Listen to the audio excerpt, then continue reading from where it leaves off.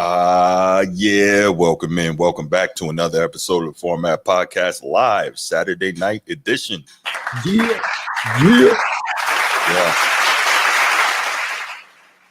As always, is myself, Bruce Hope, the host of the Format Podcast. My co-host, the Transformer. What's good, Transformer? Mustard. My bad. I'm still on my Kendrick stuff, man. My bad. Yeah. Yeah. No one. Right. So chilling. G's gonna be joining us shortly, but check this out.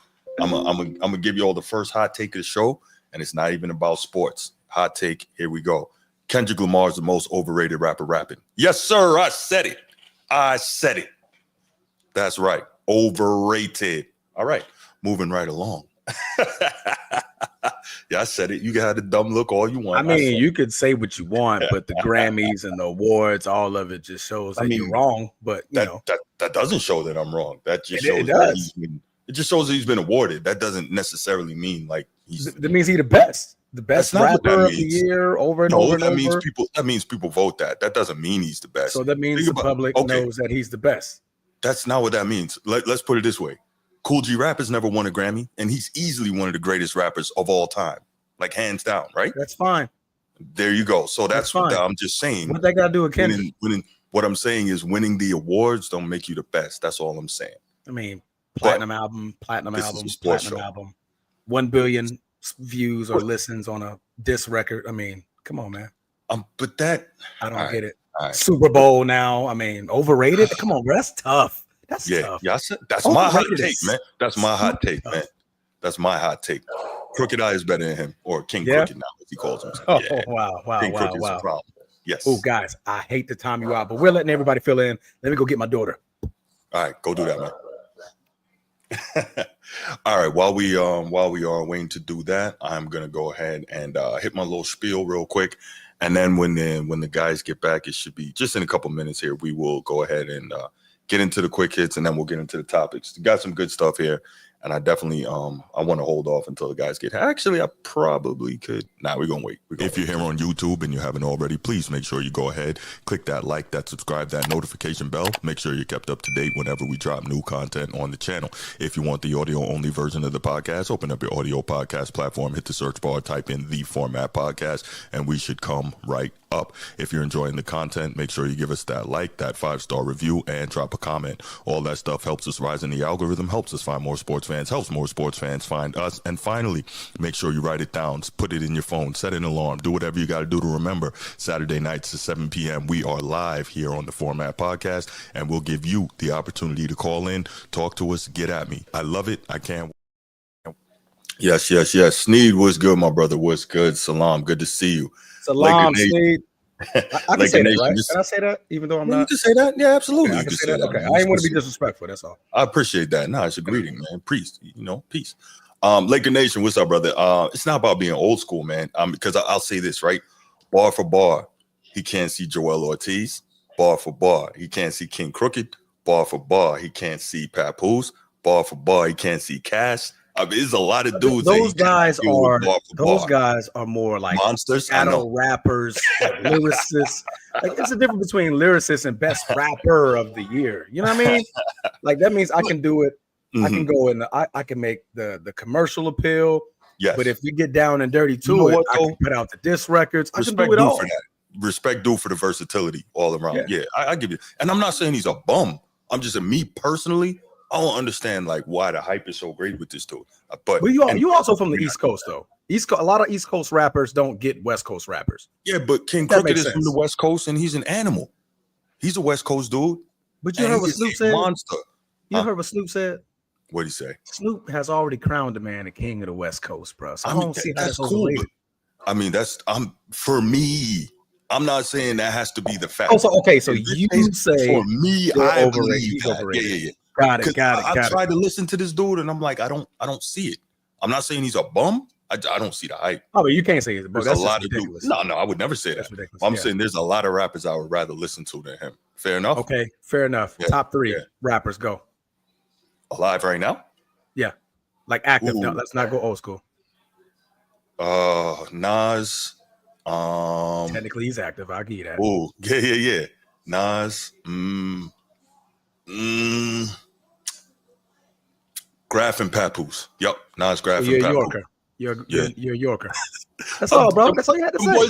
boys is animals, though. They You're a animals with Yorker. the bars, though. It's not where they from. It's just they monsters with the bars, But though. I'm saying bars. See, Yorkers are strictly bar individuals. We They care don't look about at the beats, too. diversity and the versatility of like making a hit record and stuff like that. So I can play you in the club. I can play you in the car. If I'm chilling, I can play you in my office. I can play you in the living room in a party. Kendrick can do all of that. Papoose ain't doing Yes, he can. Nas definitely ain't doing all that. So Nas is strictly bars. Like you got to be sitting back, chilling. I can put on some Nas. I can listen to some bars all day. But eventually, I just want to turn the TV off, turn this TV off. Hey, I just want to vibe, bro. Let's get it in. You know what? I mean, listen, I totally respect your opinion. I'm saying it's not for me. That's all I'm saying. Hey, shout out Lamar Jackson, man. Squabble up. That's good, man. It's always been Papoose. That's true. What else, Son? Irv was good. Got it. Papoose is the truth. Papoose is one of the most underrated rappers of all time. One of the most underrated best lyricists rappers I've ever heard. No, absolutely, bro. You go back, you listen to a lot of tapes. Yeah. Like, don't listen to nothing mainstream. That mainstream stuff, that's whack. Papoose in the booth, just like vibing out, man. Crazy work. Crazy work. I was blowing in high school. It was crazy. You ready to hit these? Get on these. Man, we almost made this a hip hop show, bro. Let's go. I know, right? We turned this into a hip hop. Oh man, it's love, though. It's love. Oh my gosh. All right, let's go ahead and get to these quick hits. You want to get it started with that? Yes, sir. Yes, sir. All right, let's do it. So, quick hit number one, we're going to go with LeBron announces he's taking a hiatus, aka break, from social media. This isn't the first time. This isn't the second time. This isn't the third time. But what's funny about this one is it's the first time he's done it in early regular season play. Right. That's right. He's always ever done it in the playoffs or right at the end of the regular season as he's gearing up towards the playoffs. Was so that zero now, dark 30? Zero dark 30. Yeah. He goes into zero dark 30. So this time it's a little funny, man. What is your take on, or what do you think is his reasoning why? Oh, this is simple. He got this he got Bronny getting flambéed, and he doesn't want to read about that all the time. I knew where it was going. I mean, but real talk. He was the one.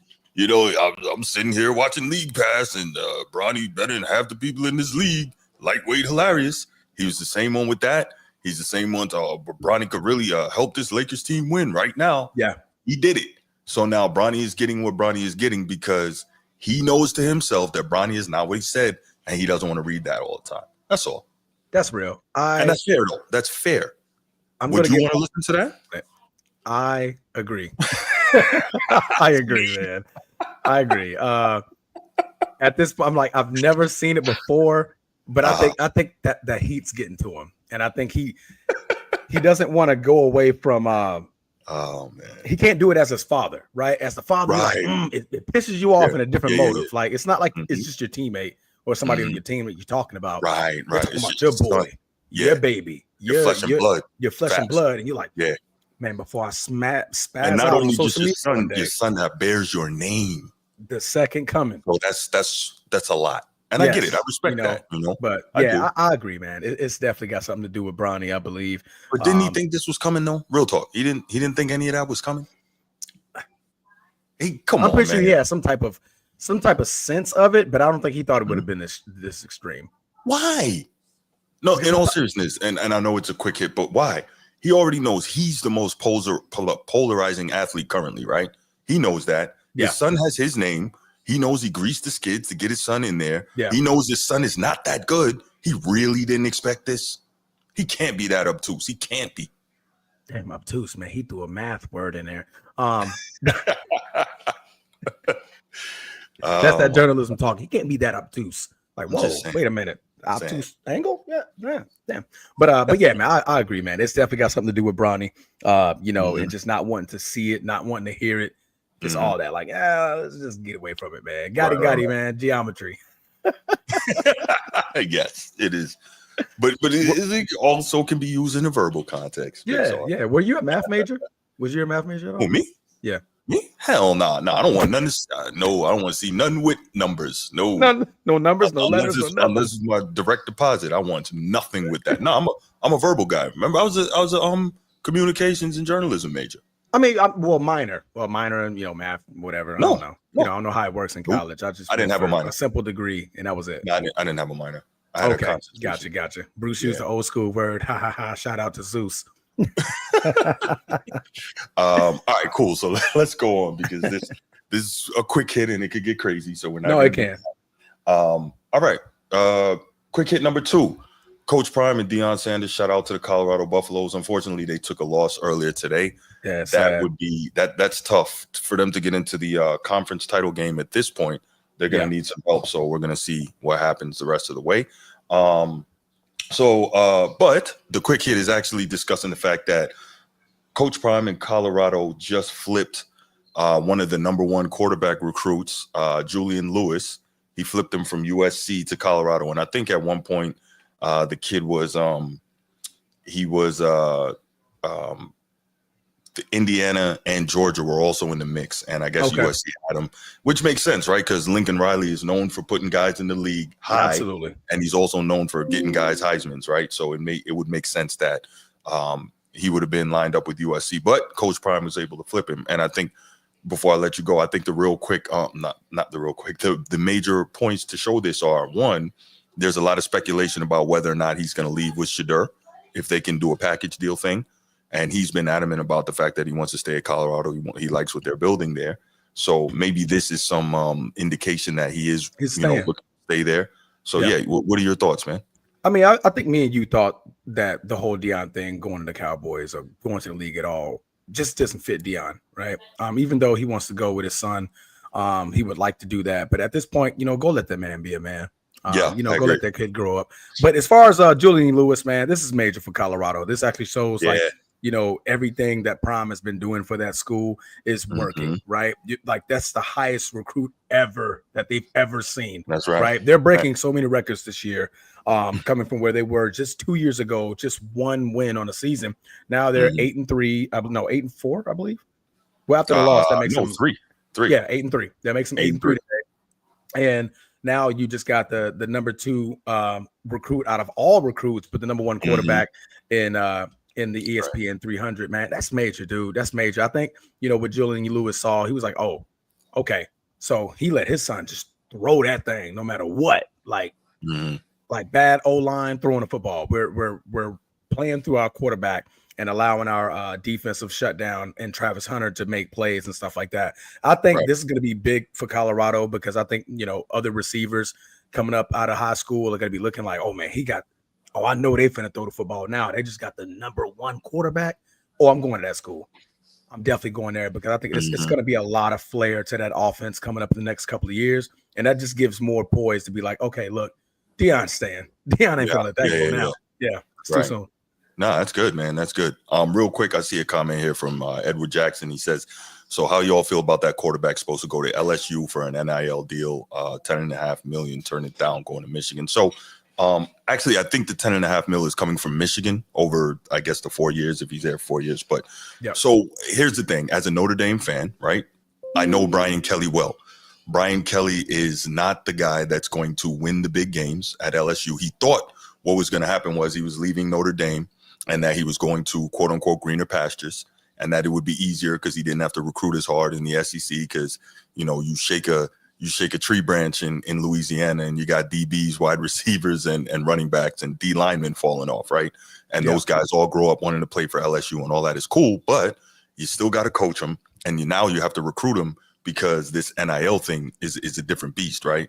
These guys are having opportunities to get money in more places. So he's not a great recruiter. This we know, as if you have followed him at Notre Dame, even though he did a great job there. Mm-hmm. And also now you're starting to hear all the reports are that people don't like him at LSU. The boosters don't like him. People around the program don't like him because he's really got a dick type attitude. He's not a nice guy. And I know people who know the Notre Dame program extremely well and people inside the Notre Dame program who will attest to that. Brian Kelly is not liked anywhere he goes. He's a good football coach, but he's not liked. So that's the answer to that question. So I get why the kid skated and went to Michigan, and he's from Michigan too. So he had an opportunity to get some money at Michigan and go there. So there you go. Easy day. Yep. And last quick hit, Golden State. You want to lead off on that, man? Okay, so Golden State right now, surprisingly, is the number one team in the Western Conference. They're at 12-3 right now, behind Isn't them that crazy? OKC at 12-4. But Golden State, even without Steph Curry playing a lot this year, Right. he was out for a couple of games due to injury. They stayed the course. That pickup of Buddy Hield is just showing that Philly don't know what they was doing. Yeah, while Steph was out, he was producing. I think he was averaging like 24 while Steph was out. So and he was raining from three, looking like this, like not a splash brother, but a splash cousin. Yeah, yes. I'm definitely gonna air that joint out. But they're doing great. They're 12-3 right now, 5-1 at home, 7-2 on the road. I mean, you can't swing and miss. And fun fact. Every time Kendrick Lamar drops an album, Golden State wins the championship. So really, they're 4-0. Okay. When Kendrick Lamar dropped his last four albums, Laker Nation said the same thing. Okay, there you go. So there we go. I didn't know 4-0. So it's also kind of okay. It's puzzling that they're number one in the Western Conference, and Kendrick Lamar just dropped another album. So that's crazy. That's something to watch out for, man. Like some type of conspiracies going on. I mean, it seems to time up, right? So that would be magical. That would be crazy, wouldn't it? Yeah, definitely would. But man, shout out Golden State, man. What do you think? Yeah, absolutely. Yeah, no, I think they're obviously playing good ball. Buddy Hield, I think now is averaging about 17 off the bench. So really solid contributor coming in that 6-man scoring role. So he's doing his thing. But I'll say, the competition hasn't been the best early on, but you play who's in front of you. Yeah. And they did beat the Celtics in Boston. So I think that's big, right? They beat the champs in their own house. I think that's big. But so far, oddly enough, they got beat by the Clippers. That's really weird. That just shows real quick side note how good of a coach Ty Lue is. Anyway, so we can put to bed that nonsense about LeBron never having a coach. Anyway, Trailblazers. Whoever thought that Ty Lue wasn't a good coach for LeBron? I always thought he was a great coach. The LeBron people tell you he's never had a good coach. That's what they say. I don't say that. They say that. BS. Like, I'm just telling you what they say. Anyway, sometimes you gotta. So there's Bron fans, and then there's Bron delusionals. So we're gonna call them Bron delusionals. Okay. So the Bron delusionals said he's never had a good coach. The Bron fans will tell you, "Oh man, he had good coaches, man." I got you, man. I got you. But yeah, so the Warriors haven't played the toughest schedule yet. They played the Pelicans twice. They played the Blazers. They played the Jazz. The Rockets are improved. They played the Wizards. So not the toughest slate yet. The Hawks, but I mean, you can play who's in front of you, and you can do what you need to do. Because the schedule at some point is going to get tougher, and then you'll have to deal with that when it arises. But yeah, overall, man, impressed. I think it speaks to Steve Kerr doing a really good job.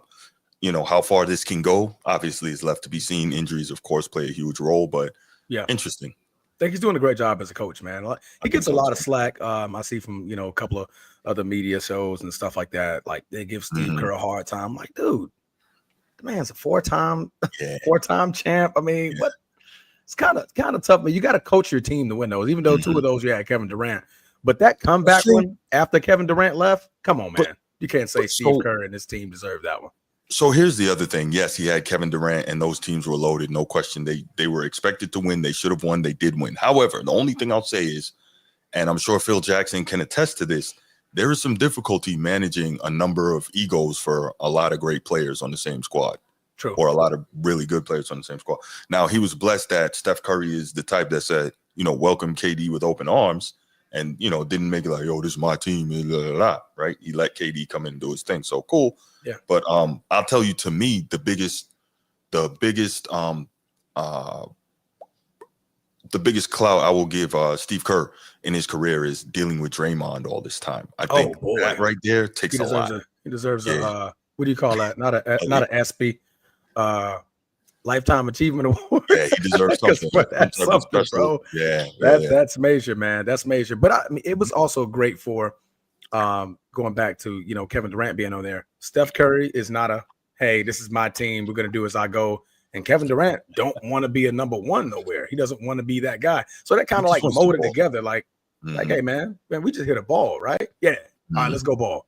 That was like one of the perfect like superstar like merges together that like was instantly successful, right? But yeah. But shout out Golden State, man, number one in the West for now. No doubt. Laker Nation. No, that didn't need to be a quick hit because the Cavs are announced they're playing outstanding basketball right now. Credit due, but when you start off 15-0, nobody expects you to go 72-0, right? Or with 82-0.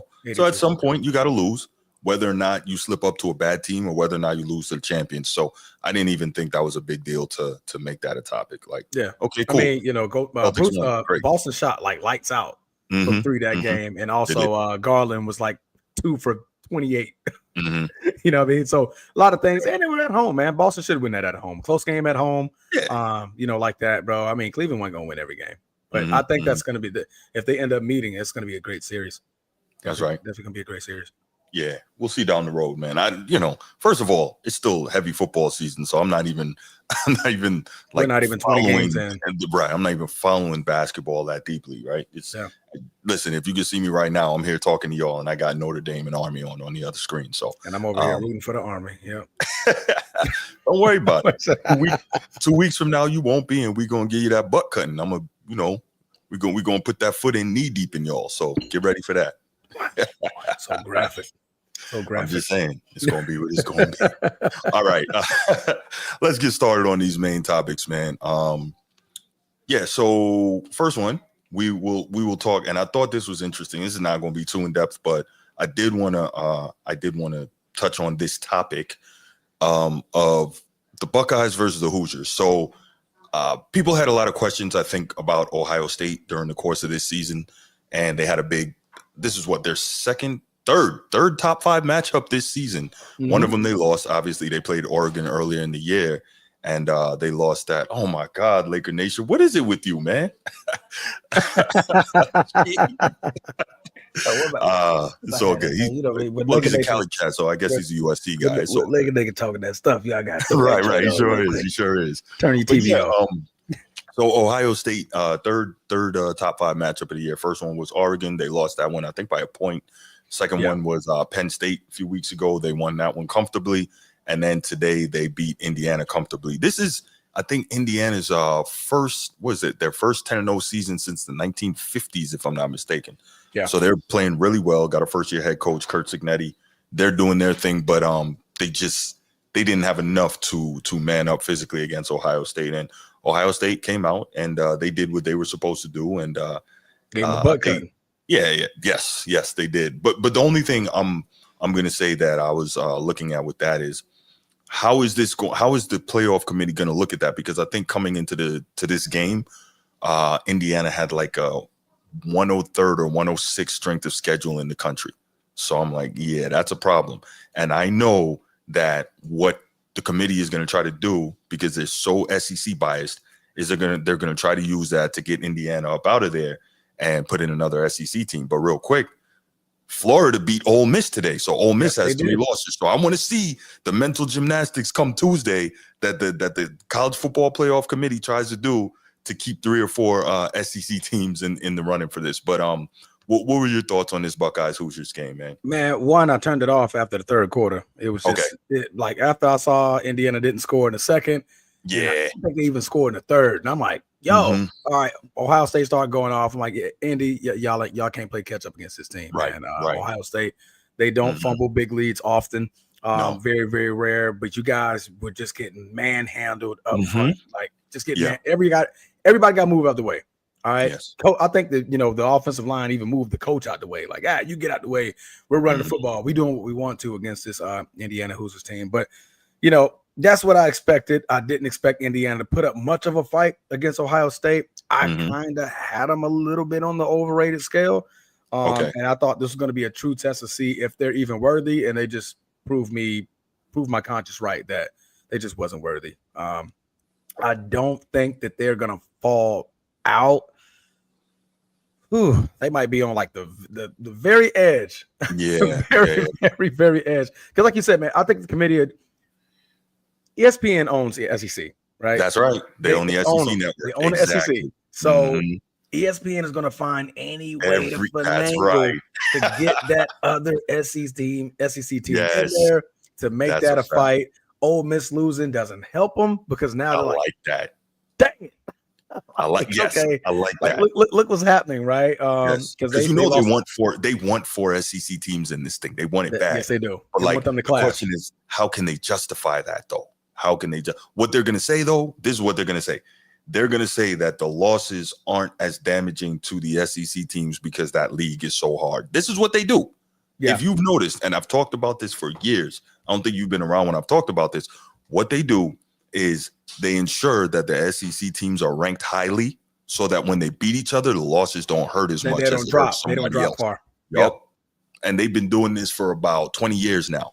They've been doing this since the BCS era. That's what they do. Yeah. And that's not to say that the SEC hasn't had some great teams, but who knows if this thing was properly being ranked and rated, if those SEC teams would have even been there to play for the chip, if they weren't, if they weren't always manipulating the rankings to keep them where they are. But regardless, the point is this is the Hoosiers and the Buckeyes. And I think, this is just me, I think that the Big Ten should still get 4 teams in this thing. And that should be Oregon, obviously, at number 1. Ohio State is now kind of cemented at number 2 here. See wherever the Hoosiers end up, because what are they, 5 right now? And Penn State, who I believe Penn State won today. Got to check. Penn State's 9-1, and I think they won. I believe they did. There you go. I believe they won today. So yeah. 26-25. Yeah, it was a close one. Yeah. There you go. But guess what? They find a way to keep winning, right? Nobody thinks Penn State is a dominant team, but again, they're 10-1. They're number 4. Yeah, hey, they get in there, so you're gonna have 4 teams from the freaking Big Ten in. So, Greg Sankey, SEC commissioner, is going to lose his mind if the Big Ten gets more teams in than the SEC, because every year is just lobbying SEC this, SEC that. It just means more blah blah blah. Cool, but let's play this thing fair. So yeah, I'm looking at the 12 right now. I'm like, who are you gonna push in there, right? Because Ole Miss lost their 9th, right? So they're gonna fall out. They gotta drop out. They have to fall out. Boise State won today. Tennessee's gonna win. SMU is undefeated. BYU, did BYU lose today? I don't think they lost today. They did lose today. Ooh, yikes. Oh, BYU did lose. Yeah, they lost to Arizona State. That was they took the goalpost down. That could help Colorado. Yeah, but you're talking about the conference. Too. Yeah, right. The conference. Yeah. So Colorado, with a little help, could still have a chance to play for the Big 12 championship. That's and if correct. they win that, even with the 3 losses, if they win the Big 12 championship as a Power 4 champion, they could still get into the college football playoff. So let's hope that we see that. That is very, very true. BYU did lose. BYU lost. Okay, so that's good. So Colorado's Texas, still alive. Maybe try to get Texas A&M in there. Well, that's it. You got a big one next week with Texas at Texas A&M. So this stuff is all going to shake out. But I tell you what, I am loving this 12-team playoff way more than the 14. Oh no, Texas A&M is getting crushed. Wait, they're losing right now? They're losing 21-0 against Auburn. What? Oh, hey, they ain't got no choice now. They can throw an SEC team in there. But guess what, though? That's cool, because if they lose, they're going to have 3 losses. And then what I want is for them to beat Texas next week. Texas will have 2 losses. Then we're going to see what they have to say about the SEC. This would be fantastic. This would be great. I don't think they'll beat Texas, but them getting beat down this bad right now. I mean, it's early second quarter. Right. But you're down 21-0. It's not, the easiest things to come back from against another SEC team, even though Auburn's not really that good this year. But right now they're playing like they want it, right? Because I'm looking at, after that, no other SEC team until you get to South Carolina. So other than that, that's it. Texas A&M would be the only other one that can get up in there. This could be, man, I like this. This is good. So the question is going to be, what is the committee going to do? Because they desperately want to have, as many SEC teams in as possible. They got their hands full, that's for sure. If it doesn't allow it, this is good. You know what's the easy way to fix all this? Clarified, standardized criteria. But guess what? They don't want to put that out there. Nope. No, because then their feet would get held to the fire. They don't want that. No. Because when there's rules, when there's stipulations, when there's black and white, That's You right. can't renege on black and white. But if You we don't know cannot. what you're doing, we can You can finagle some say things anything, behind the scenes. right? Yeah. Because if you listen to these dudes every week after the show, they'll have the commissioner or the leader of the committee. He'll come out and he'll get interviewed and he'll talk. So one week he could say, well, Bruce Hope State, they won by margin of victory over the last 5 games of 20 points, blah, blah, blah. And then the next week, well, Transformer State, I thought you said if they win by a certain margin of victory over 5 games, then that'll get them. Well, so they like to move the goalposts and change everything all the time. G, what's good, my man? How you doing, What's brother? good, G? What's good, dummy? Fellas? What's going on, gents? Maintaining. We can't be on that. We can't be on that tonight. Transformer. We can't be stupid. We can't be stupid. Yeah. Nah, dummy. You can't. Nah. Oh man. But yeah, this is gonna be a real good Transformer. I'm freaking super excited to see what happens. This is great because you're gonna have puzzled because they're caught, right? You're caught. Texas A&M could lose. Yeah. BYU lost. Ole Miss lost. You didn't expect those 2 losses out of Ole Miss and possibly Texas A&M at this point. No, you did not. Because you could have some type of justification. BYU loses. Okay, all right. Ole Miss lost. Okay, now let's see if we can get Texas A&M in there. Nah. If they get cooked by Auburn, if they continuously getting cooked like they are getting cooked now, that's a tough battle to get another team in there. So, but what happens if A&M beats Texas at home next week, though? Then it really goes crazy. You know what I'm saying? Right. Because then Texas is going to finish 10-2, and then I guess it's going to start. The question is going to start. There we go. Let's go. Come on, man. Another one for June. Yeah, there we go. Okay. But yeah, that's. Hey, man. What can I say? Go Irish. But anyway, no, it's going to get really crazy, and I'm really looking forward to this because we have no idea because there's not divisions anymore in the SEC. We don't even know who's going to play for the SEC title. So this whole thing is nuts. But look how exciting this is, though. In previous years, when there was only 4, at this point, the season didn't even matter because it was darn near locked up, right? Yeah. At this point, it would have been locked up already. Yeah. So there's so much parity. Thanks to the portal. The portal is allowing a lot of talent to go many different ways. The portal and the NIL. A lot of in the NIL. There you go. Yeah. It's allowing so much parity. I love it. When there's more parity, I got tired of just Georgia, Bama, Auburn, Texas, Georgia, not even Texas. Like it was always the same thing at meeting at the top. Ohio State was getting in there every single year, but it's like now you got a class with more guys. There's a little bit more criteria, a lot more parity. Allowing these football teams because like nobody can truly be like, man, we could easily go undefeated this year. Nah, that's out the door. That's out the door. You know what I mean? But Bama already lost twice. Georgia already lost twice. And those are your last 2 champs. That's right. There. That's right. You know what I mean? So it's Laker Nation, you're a funny dude, man. Appreciate it. Michigan. Michigan just but let's do that. Hey, look, Edward, man, listen, you're gonna see what the Army does in 2 weeks when they go knee deep in Navy. That's when you're gonna see what Army is about. You can't expect them to win this one. This one is tough. Yo, I appreciate that, Bruce. Yeah. So Bruce just sent me this. Colorado goes to the Big 12 title game with Iowa State lost to Utah Saturday night. Iowa State beats Kansas State next week, and Arizona State beats Arizona next week. Colorado goes to the Big 12 title game with an Iowa State win over Utah Saturday night. Iowa State loses to Kansas State next week, and Arizona State beats Arizona next week. So there's a whole bunch of different options. What's this? This is another one. An Iowa State win over Utah Saturday night. Arizona beats Arizona State next week, and Iowa State beats Kansas State next week. Here's another one. A Utah win over Iowa State tonight, an Arizona win over Arizona State next week, and a Kansas State win over Iowa State next week. So Colorado is very much alive for an opportunity to play for their conference championship. And man, I really hope it happens. I really do. Yeah. Well, Utah's down right now. They're down 14-10.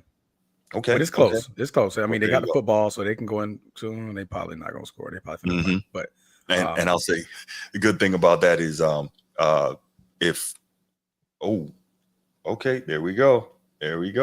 Got the turnover. Very nice. No, but if it comes down to it, then it's you all right, Transformer? Man, Bryson Daly, throw the football, man. Stop running. Come on, man. Y'all can't run the football no more. You got to play how they play, man. They don't have a passing offense enough to go into that mode. It's over, man. I'm turning this They off. still have to play how. No, you can't turn that off, man. This is beautiful. Because they just, at this point, they can only run the football. It only works when you're close, not when you're down 21, Bruce. But you can't completely go away from what you do. You know what I'm saying? You still have to maintain elements of your offense. They have 2 passing attempts, Bruce. That's what I'm saying. 2. I got you. But back to this college football playoff thing. One of the ill things for me, I'll say, is this, and we briefly talked about him last week. If Colorado beats Oklahoma State next week, which they probably should because they're absolutely terrible, then Jason Whitlock has to go, and he has to go and wear a whole bunch of Colorado gear. So that's going to be pretty cool. Yeah, you got a pissed off Dion, a pissed off Buffs team. Yeah, they're pissed off. They got ran all over today. That was rough. Yeah, that was rough. They got out physical. But anyway, so this Buckeyes versus Hoosiers. I tell you this, I know it was specifically supposed to be a topic about the Buckeyes and the Hoosiers, but it just opened up the whole college football playoff thing. And I got to tell you, this is beautiful because it's a lot of fun, just to sit here and prognosticate and think about what's what and what could happen and how it could play out and what these wins and losses mean for the teams involved. So I think it's just so good to have a 12-team playoff. G, you're here, man. 12-team playoff, man. What's your thoughts on this? I don't really have any when it comes to that. I think a 12-team playoff is it's not bad, right? 6 on each side, 3 games. I think it's fantastic. I think it's fun. Mm-hmm.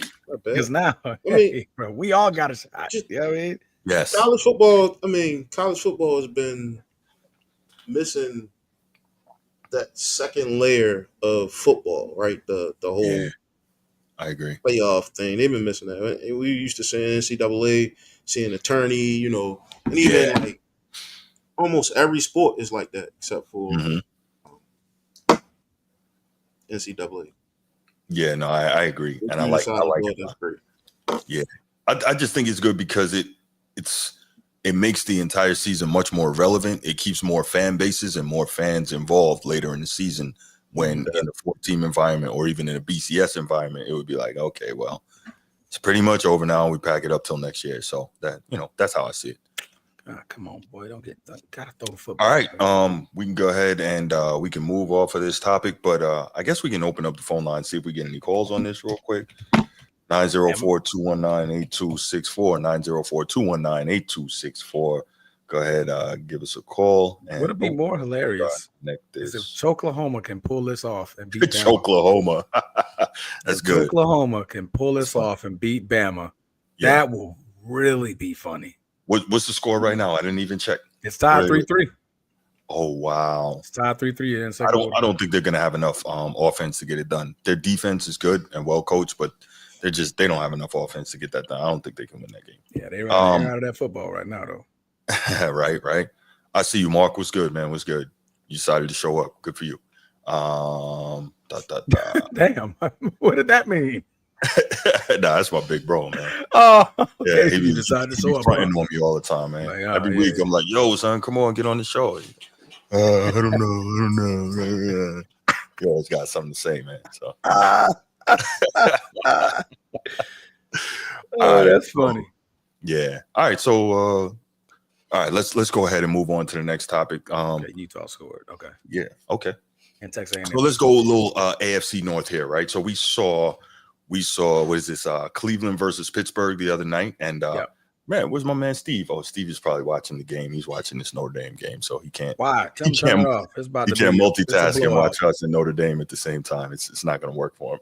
But we saw Pittsburgh and Cleveland the other night, and it was interesting because we had not quite head to head because they don't play against each other, but 2 of the best defenders in the league playing, on opposite teams, and so we had Myles Garrett and TJ Watt, and I guess they have a kind of rivalry as 2 of the best defenders. And so we saw the Browns pull off the upset, right? And it was an entertaining game, a snow game. I like snow games, man. I miss snow so much. I haven't seen snow in like 10 years now. I miss it. But anyway, yes, he missed it. Good. Damn. But yeah, so we saw Myles Garrett pretty much wreck the game. I think he had 3 sacks in the game. Yeah, he had 3 sacks. So I mean, that's kind of what you want to see from an elite defender, right? TJ Watt had no sacks in the game. Surprisingly enough, right? Because he's one of the best pass rushers there in the game. Quick side note: would you rather have TJ Watt or my man's name, Michael Parsons? Oh, TJ Watt. What? I was just asking. A lot of people talk about Michael Parsons like he did. No, because TJ Watt get it done in the playoffs too, man. Okay, I've heard Michael Parsons, Lawrence Taylor comparisons, so I was just like, let me ask. Yeah, he's like Lawrence Taylor if there was no coke involved. Right? Lawrence Taylor was that animal because he was on. Is that why he was an animal? Like, yeah, man. Okay. You give a savage and you add the powder, boy, you got a monster. The powder in the pipe, huh? Hey, look, man, you got a monster. Maybe so. Gee, where you at on that, man? Lawrence Taylor or TJ Watt, man? No, Michael Parsons or TJ Watt. Oh, Michael Parsons and TJ Watt. Thank you. Yeah, I'm about to say Lawrence Taylor would have definitely been Michael Parsons or TJ Watt. I think everybody's gonna go with TJ Watt. Mm-hmm. Yeah, Myles Garrett or TJ Watt. That's a good one. That is a good one. That's a tough one.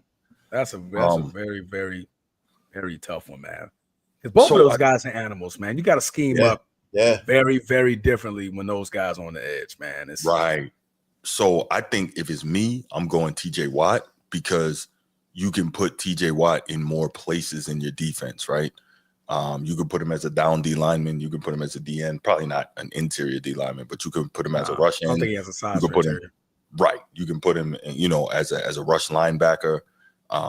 And realistically, it wouldn't be the smartest. You probably could line him up like a strong safety and then send the blitz, right? Because if you put him there, people be like, "What the hell is TJ Watt doing back there?" And then boom, you just send him. But Myles Garrett, I don't think has the positional versatility of TJ Watt. And as such, he doesn't quite have as many sacks. But I think, it's a good argument, but I think I would go TJ Watt. What you got, G? Which one would you take? I'm going with Myles. He's gonna give you tackles and sacks. I don't think you don't get that many tackles from TJ. Okay. That's fair. Myles Garrett is he's a total beast. So what this does, though, the reason we brought this up, Myles Garrett, I want to say, has 98.5 sacks for his career so far. And we see he gets after the quarterback. He gets strip sacks, fumbles, all of that.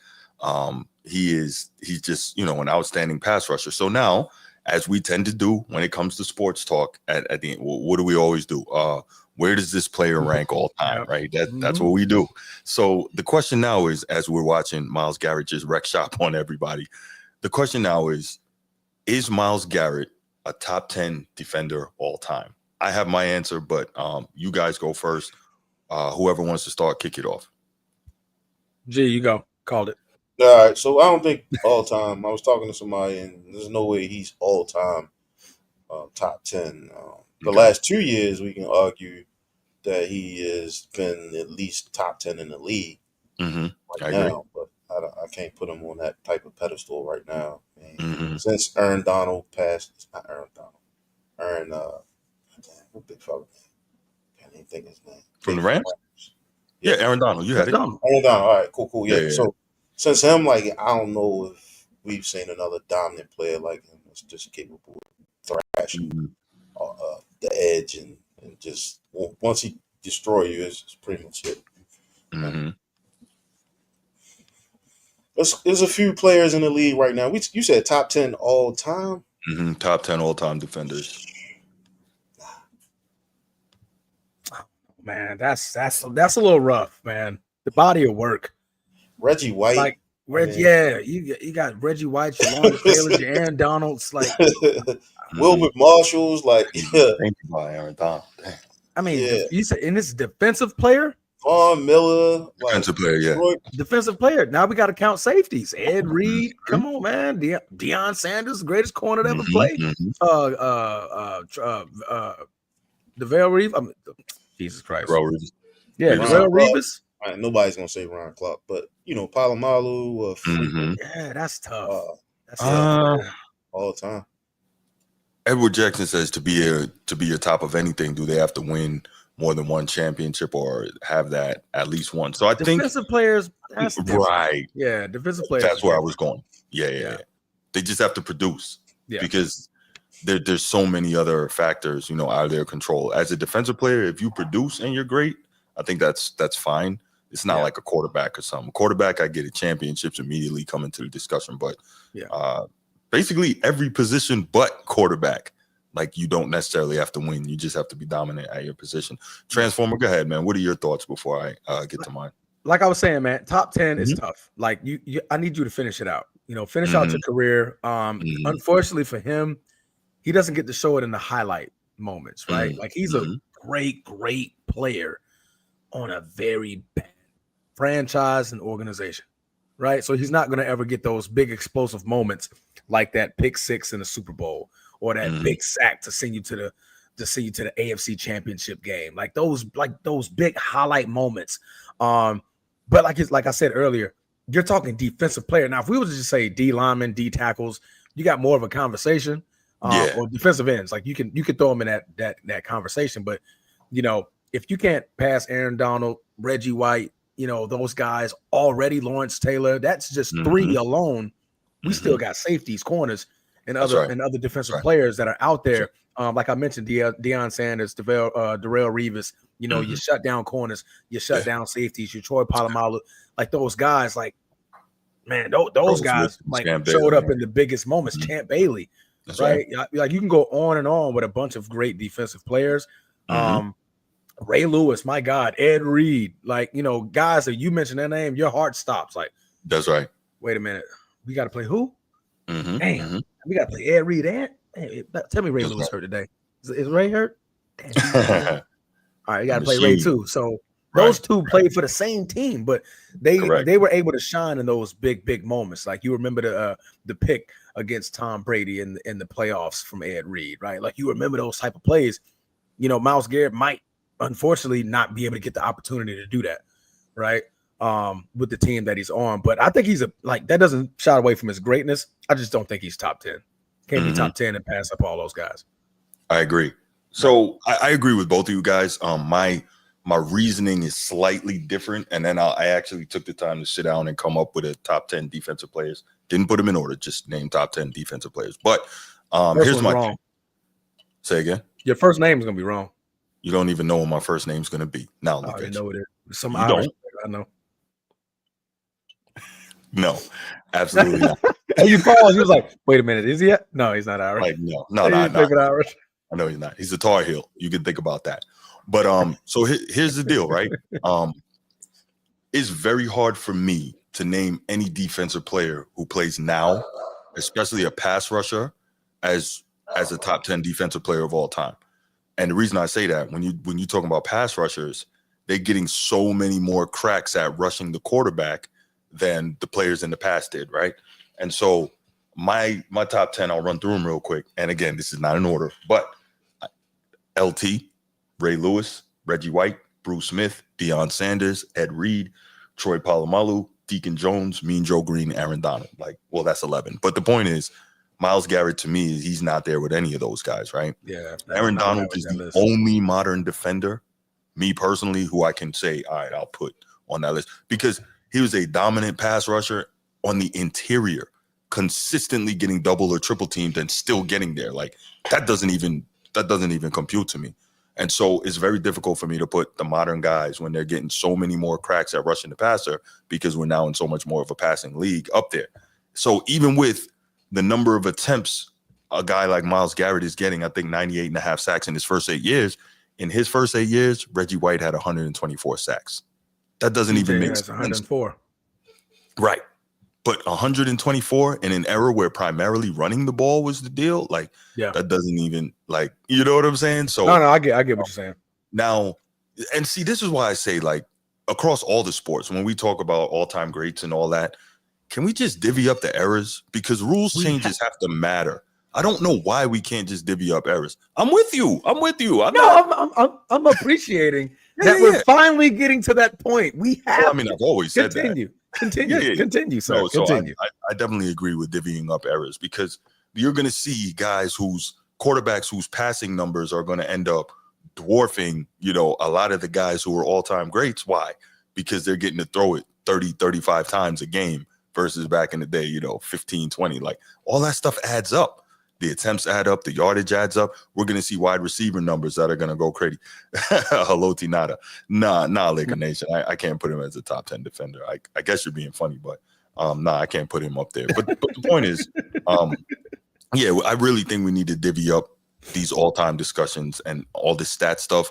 Just break it up by era. That's the only way you can do it. Because, like, in basketball, they do post-merger. And I'm like, are you serious? Like, post-merger. So you could go, if it's me, you go merger. What was that, 1970, 1971? You go merger all the way. No. The NBA merger was like 76. So you go like 1976 to about 2005 when all the rules started changing.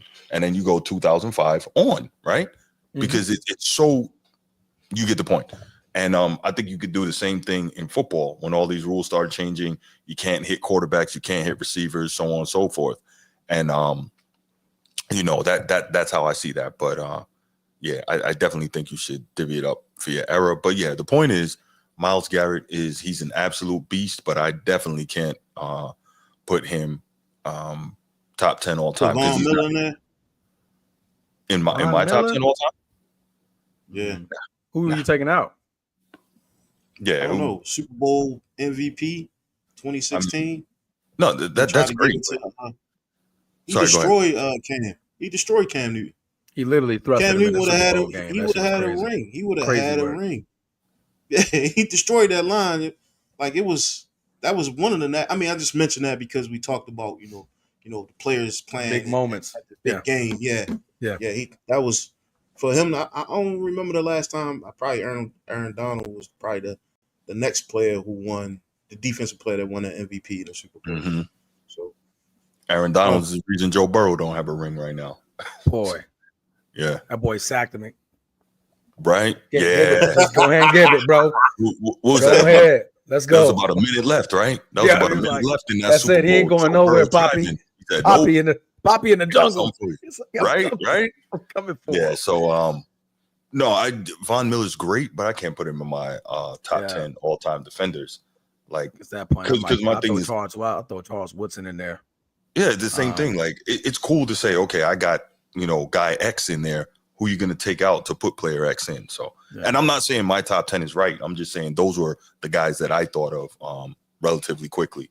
In honorable mention, definitely an honorable mention. Yeah, I'll give him. Remember, Peyton Manning was on his team, and they was like, that Super Bowl was an asterisk for him. They was trying to give him definitely an asterisk for Peyton. Yeah, they was trying to give him. That boy was literally on the edge of life, just like What do you have? 9 touchdowns, 17 picks. Yeah, so it wasn't the quarterback. That shit was all defense, man. I agree. He's definitely an honorable mention for the modern day. It's just he like beat his wife and shit. So that's what he got in trouble for in the offseason, but we'll continue. Yeah. Moving on. Yes. But that boy G like to throw in a hard. Right? He make it silent. Hey, bro, here's some fire. All right. Right. Watch this firecracker explode. Revis Island. I'm not going to be the one to step on that. Nah. Burn my feet up. Nah. We did mention DBs, Laker Nation. For me, I said Deion Sanders, of course, Ed Reed, Ronnie Lott, Troy Polamalu. Those were the first four that came to mind for me. I would have Charles Woodson in there too. Go past Revis. No, Revis was a problem. Revis was definitely a problem. I don't know. Boy had his own island. When you have your own island, you're in the top. You're in top of it's something. A lot, man. 10 is crazy. Yeah. 10 is crazy. Yeah. No, I'm just trying to go to stats for 10. You gotta go to stats because Champ Bailey is hard to keep out of a conversation like that. But for me, the problem with counting stats for a lockdown corner, like, where are the stats? Because if you're such a lockdown corner, a lot of times nobody throws your way, so you might not be getting the picks or the PBUs, right? So it's like, how do they record your contribution to the game? They doing it now. It's an analytical now. Yeah, it's an analytical number. Now, not when Revis was playing. Yeah. I mean, they can go back and watch the film on it though. Yeah, I'm pretty sure they can go back and look at it. Yeah, he was definitely vocal, and he was like, "You just didn't throw it his direction because he wasn't going nowhere." Yeah, he talked to you all week. Who's that, Revis? Yeah, he talked to you all week. I didn't he said he had to listen to everything, bro. Like, he was real diabolical with it. Like, that boy Ocho said, "I'll talk shit," and then I saw him line up like, he was like, I ain't gonna say nothing to Revis. Like, I ain't gonna talk to him. So Cam Chancellor, all those dudes are great, but I don't think all them dudes. I think it's top 10 though. Yeah, I don't think they're like all timers though. You know what I'm saying? Top 10 hitters. I'll give him top 10 hitters. Yeah, facts. Yeah, hitter for sure. Facts. Him, Brian Dawkins. I'll throw Brian Dawkins in there. Bob Sanders. Yeah, Bob Sanders is a hitter. Sanders. That's one of my favorite safeties of all time. That boy would hit you. Bob Sanders taking heads off out there. Like, that boy was 5'10", 5'11", gunning. Yeah. Ronnie Lott didn't Ronnie Lott like chop off a finger or something so he could go back in the game? Something crazy like that. I think I read that somewhere that he chopped off a finger. Chopping off a finger is crazy. Yeah, but he broke his thumb or some shit and still played. Yeah, it was something wild.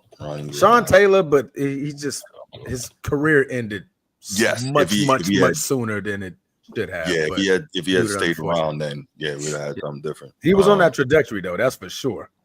He was definitely on the trajectory to be a great safety. Yeah, he was. What is this thing? What's this saying? Ronnie Lott chopped his pinky off so he didn't miss a game. There you go. Wow. Okay. Yeah, it's not that extreme, bro. Boy, that's a flip right there. Take me out. But you know, okay, so it's okay. Unless it's cancer or something. If it's cancerous, I'm like, all right, take that mug off. But like, there you go. What up, Brandon? What's good, bro? What's good? Good to see you. His finger was gonna cost him a few games, so he had the tip chopped off. Yup, I was just looking that up. Yeah, he broke his left pinky finger trying to tackle running back Timmy Newsome in a game against Dallas Cowboys in December 1985. It was the last game of the regular season. The Niners were heading to the playoffs with a 10-6 record. No way Ronnie Lott, the hard-hitting defensive back and staple in San Francisco's backfield during their first 4 Super Bowl championships in the 1980s, was going to let that hand injury keep him off the field in a wild-card game. So Lott faced a decision from his doctors. Put a pin in his finger and a cast over it and wait 8 weeks for it to heal, or amputate the tip of the finger off from the first joint up and be able to play right away. Sure enough, Lott picked option B, amputation, and parted ways with his pinky. Doctors numbed it, sliced it off, and put it in a cast. He should have got a statue. If I gave my finger for this game, I'm leaving here with something. You losing body parts so you could play? He got 4 Super Bowls, but I'm leaving here with something. You're gonna give me something else. So I love. They don't say his name when you mention the 4 Super Bowls. No, not really. They talk about Montana and Rice and those guys. So here's the thing that I think is really interesting that we got to look at. Guys today make way more money than that and don't have the same drive to be great. That's crazy. Like look at the money comparatively that guys back then were getting, and they were willing to do stuff like that. They're just built different, man. And that's why we always say, like, no matter the sport, like the guys today, there are very few that could realistically line up and play with those guys from back then or have the same mentality. They were just different, man. No. So, yeah. But Myles Garrett is great, but all-time top 10, man. I can't see that. But this is good, though. He hasn't really passed TJ Watt yet to be in that conversation. No, he hasn't. TJ Watt's ahead of him. TJ Watt ahead of him in damn near every category. Yeah. Tackles, sacks. You gotta. You're right, Hard Herb. You're right. That's a pinky. What's it? My toe hurting. I'm out of here. My man George Pickens said the snow was the reason why they lost yesterday. That boy said man. Snow. That team was a problem. They playing without the snow. You could bet Mike Tyson. If we was snowing, we would have won. You could bet Mike Tomlin ripped the manure in the locker room after that. Bro. You already know.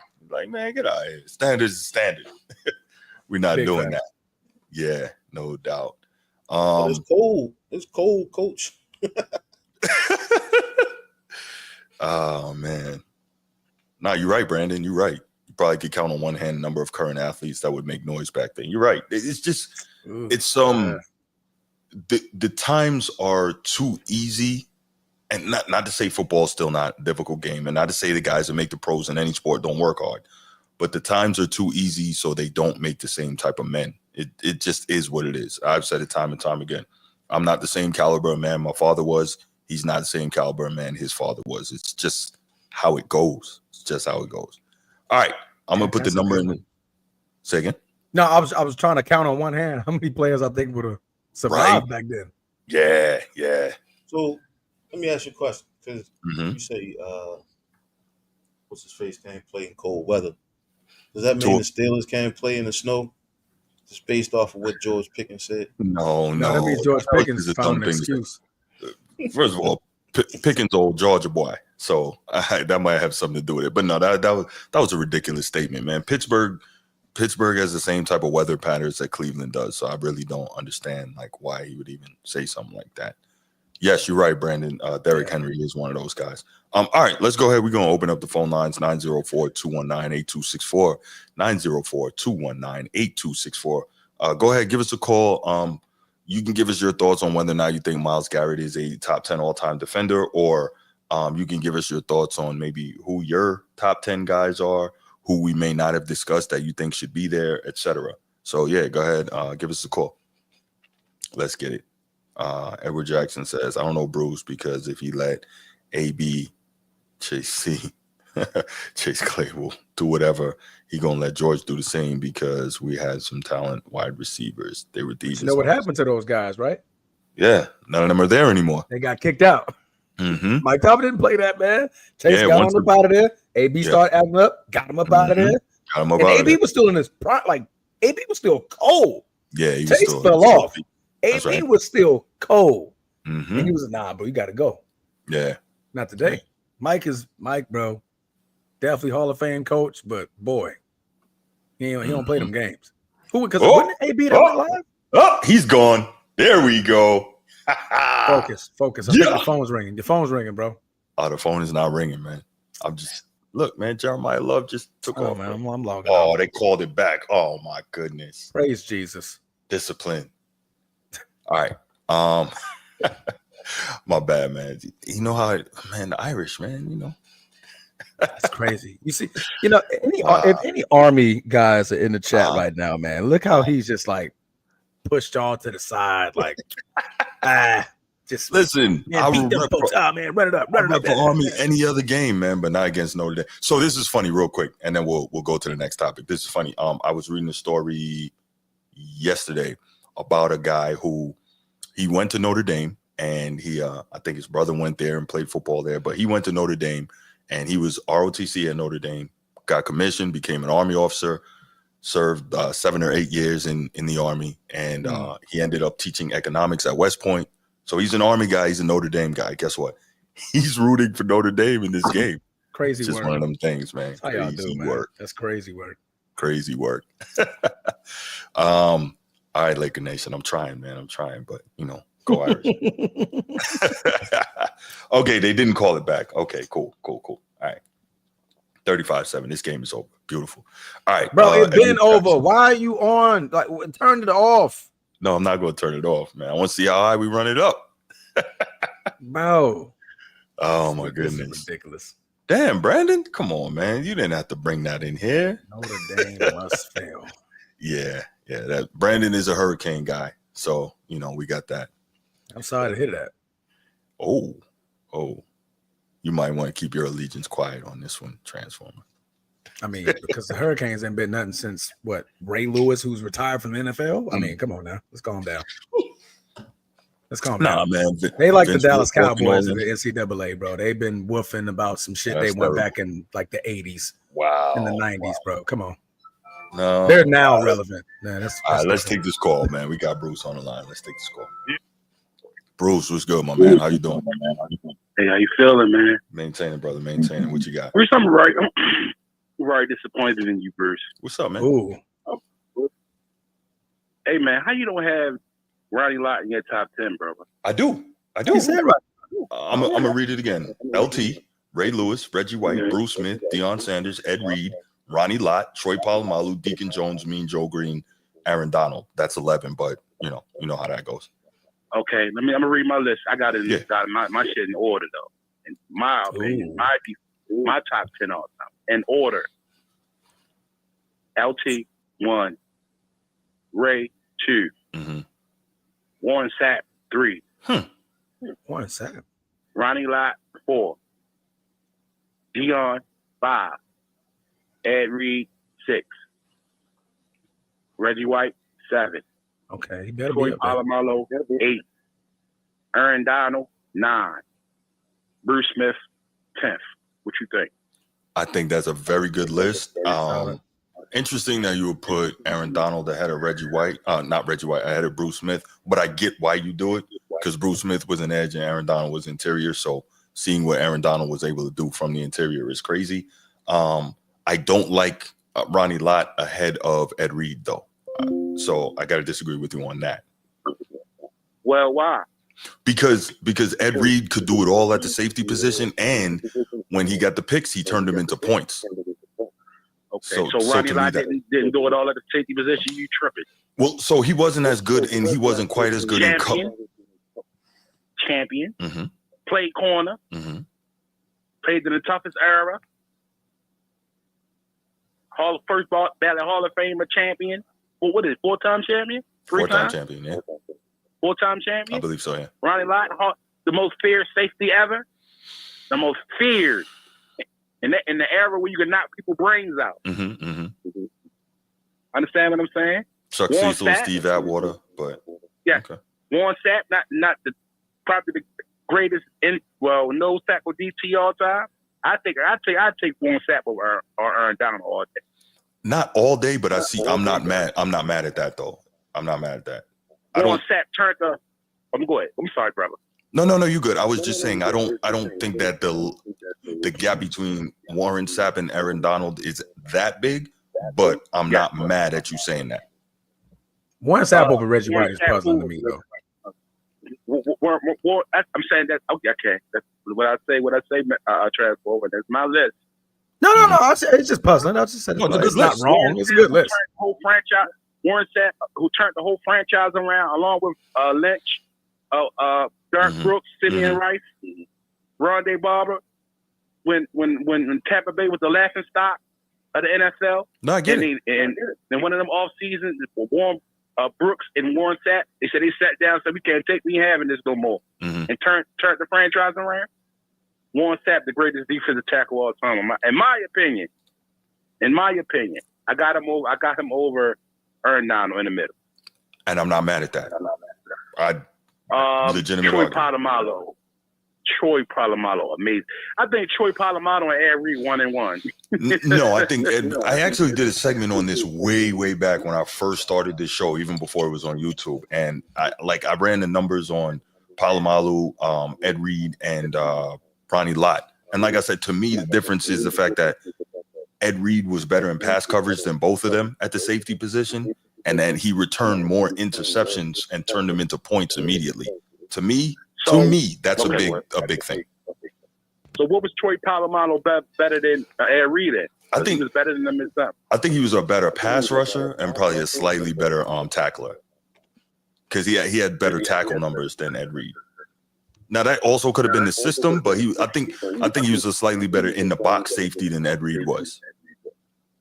Okay. And LT, the greatest of all time. Complete and total game record. I'm not mad at that. I am partial to Ray Lewis. Could be some bias there, but I think Ray Lewis was better in. I think he was better in pass coverage than LT. Now LT wasn't used that way, but I think Ray Lewis was a more versatile linebacker than LT was. But I get what you're saying, and I'm not mad at anybody who has LT ahead of him.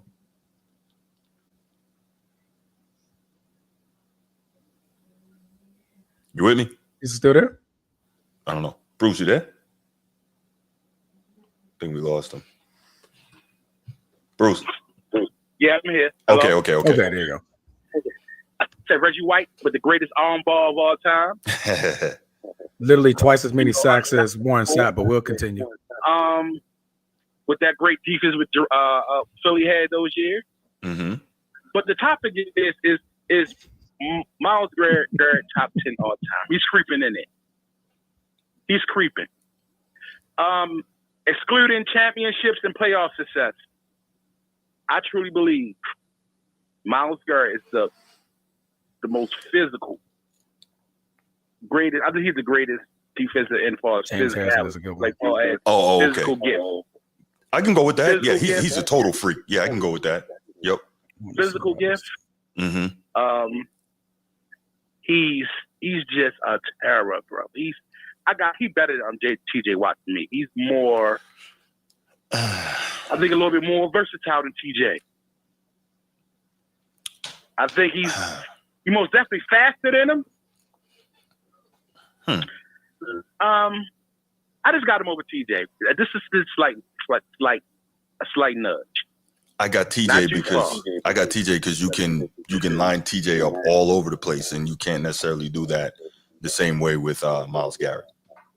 But that doesn't mean that I don't think Myles Garrett is great, because I do. Okay, so you don't think he can make it if he keep up the pace he's in right now? You think he can make it top 10 all time?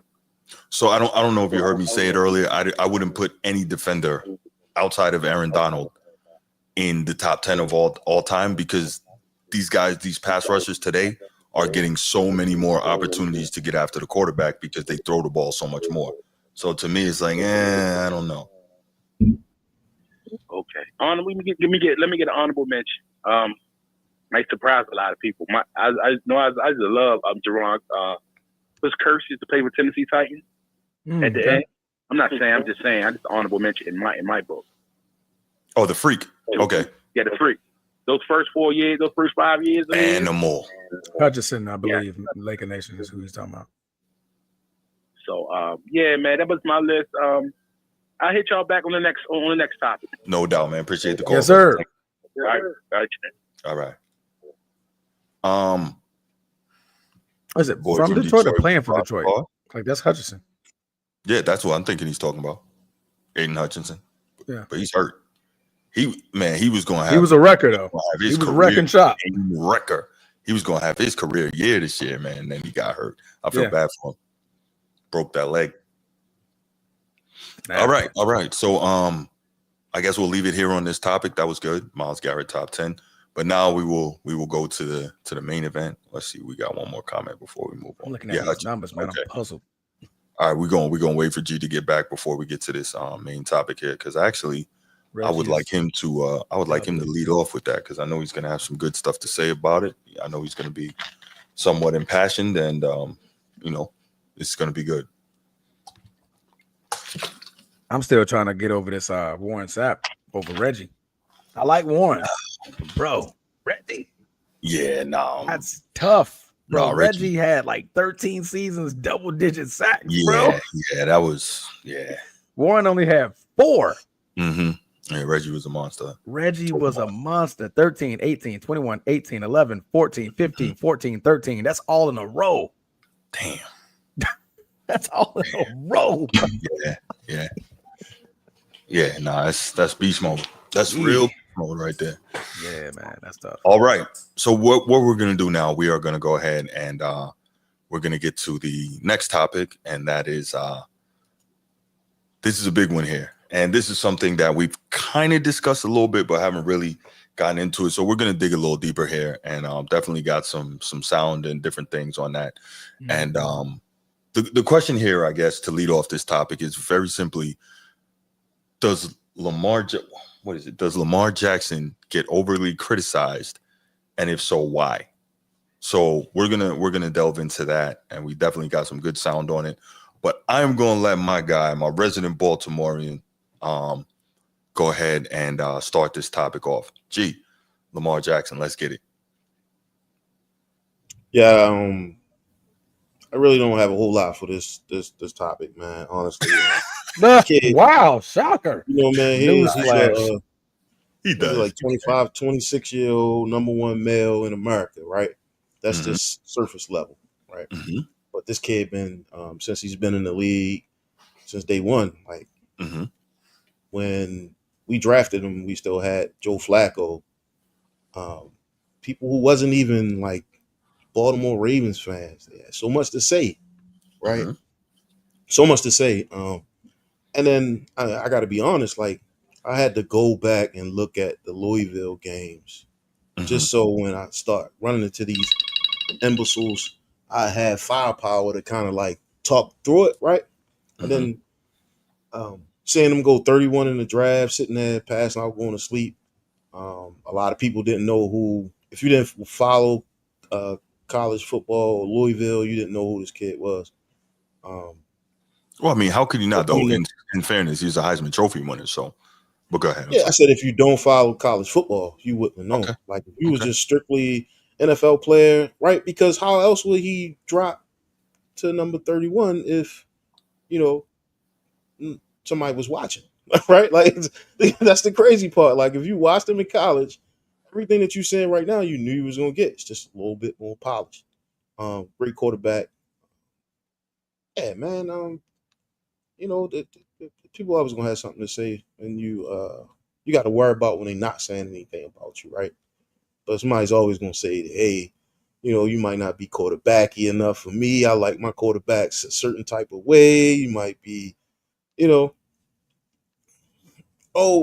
when it comes time to him playing in the playoffs, he don't get it done in the playoffs. Oh my gosh, like he's one man, right? He's one man. It takes an offensive line. It takes that's a team sport, right? So it's definitely a team sport. But what we find out is because he's a quarterback, he's held to a higher standard than other quarterbacks, right? He held to a higher standard. This is a 31 pick. Number 31 pick in the NFL is held to a higher standard 32, than a number one pick. 32. Remember, he was the last pick in the first round. 31? 32. He was the last pick in the first round. 31 players went before him. There we go. Okay. Yeah, 31 players went before him in the first round. And he's held to a higher standard than all 31 of those players. Most of those players not even in the league. I'm glad he fell to 32, though. I'm happy he fell to 32. I am. As a Raven fan, I'm ecstatic, man. And one of the things that a lot of people don't know about Lamar, he actually walks the city of Baltimore, right? Like, you'll see Lamar all over the place, man. I know this is a little off top, but he's a people person. Extremely a people person that does a lot of things in the community that I think that get overshadowed as well. But we're not talking about that. We're talking about criticism as in, not how much he influenced things off the football field, but criticism on the field, right? Is that correct? I'd say so, but I do think that what you said plays a role as well. So because when you see other quarterbacks doing stuff in the community, it gets highlighted. So we got to highlight it for him as well. So that I appreciate you pointing that out, Jake. Yeah. So it's just I don't know, man. It's always gonna be something, man. They say he don't speak the Queen's language good enough for everybody. His English is broken. Like, why is he in press conference sounding like that? I had to break up with somebody. She was talking about Lamar Jackson. I said, all right, that's it. It's a wrap. We can no longer be together. They transform. I had to listen. I had to break that shit up. A non-negotiable, dog. That's a non-negotiable. Oh, man, that sounds like that road ends right here. Like, I'm gonna be there. He look type move to me. I don't know. Yo, we ain't going no further with this conversation. Like, she got to wear the jersey. She got to wear the colors. If she can't wear the colors, then she ain't for me. It is what it is. That's funny as well. That's funny. It is what it is. But no, in all seriousness, though, I think the criticism is unfair that he get, but I'm sure that make the kid play a little harder, make him a little more focused, right? He ain't crashing out.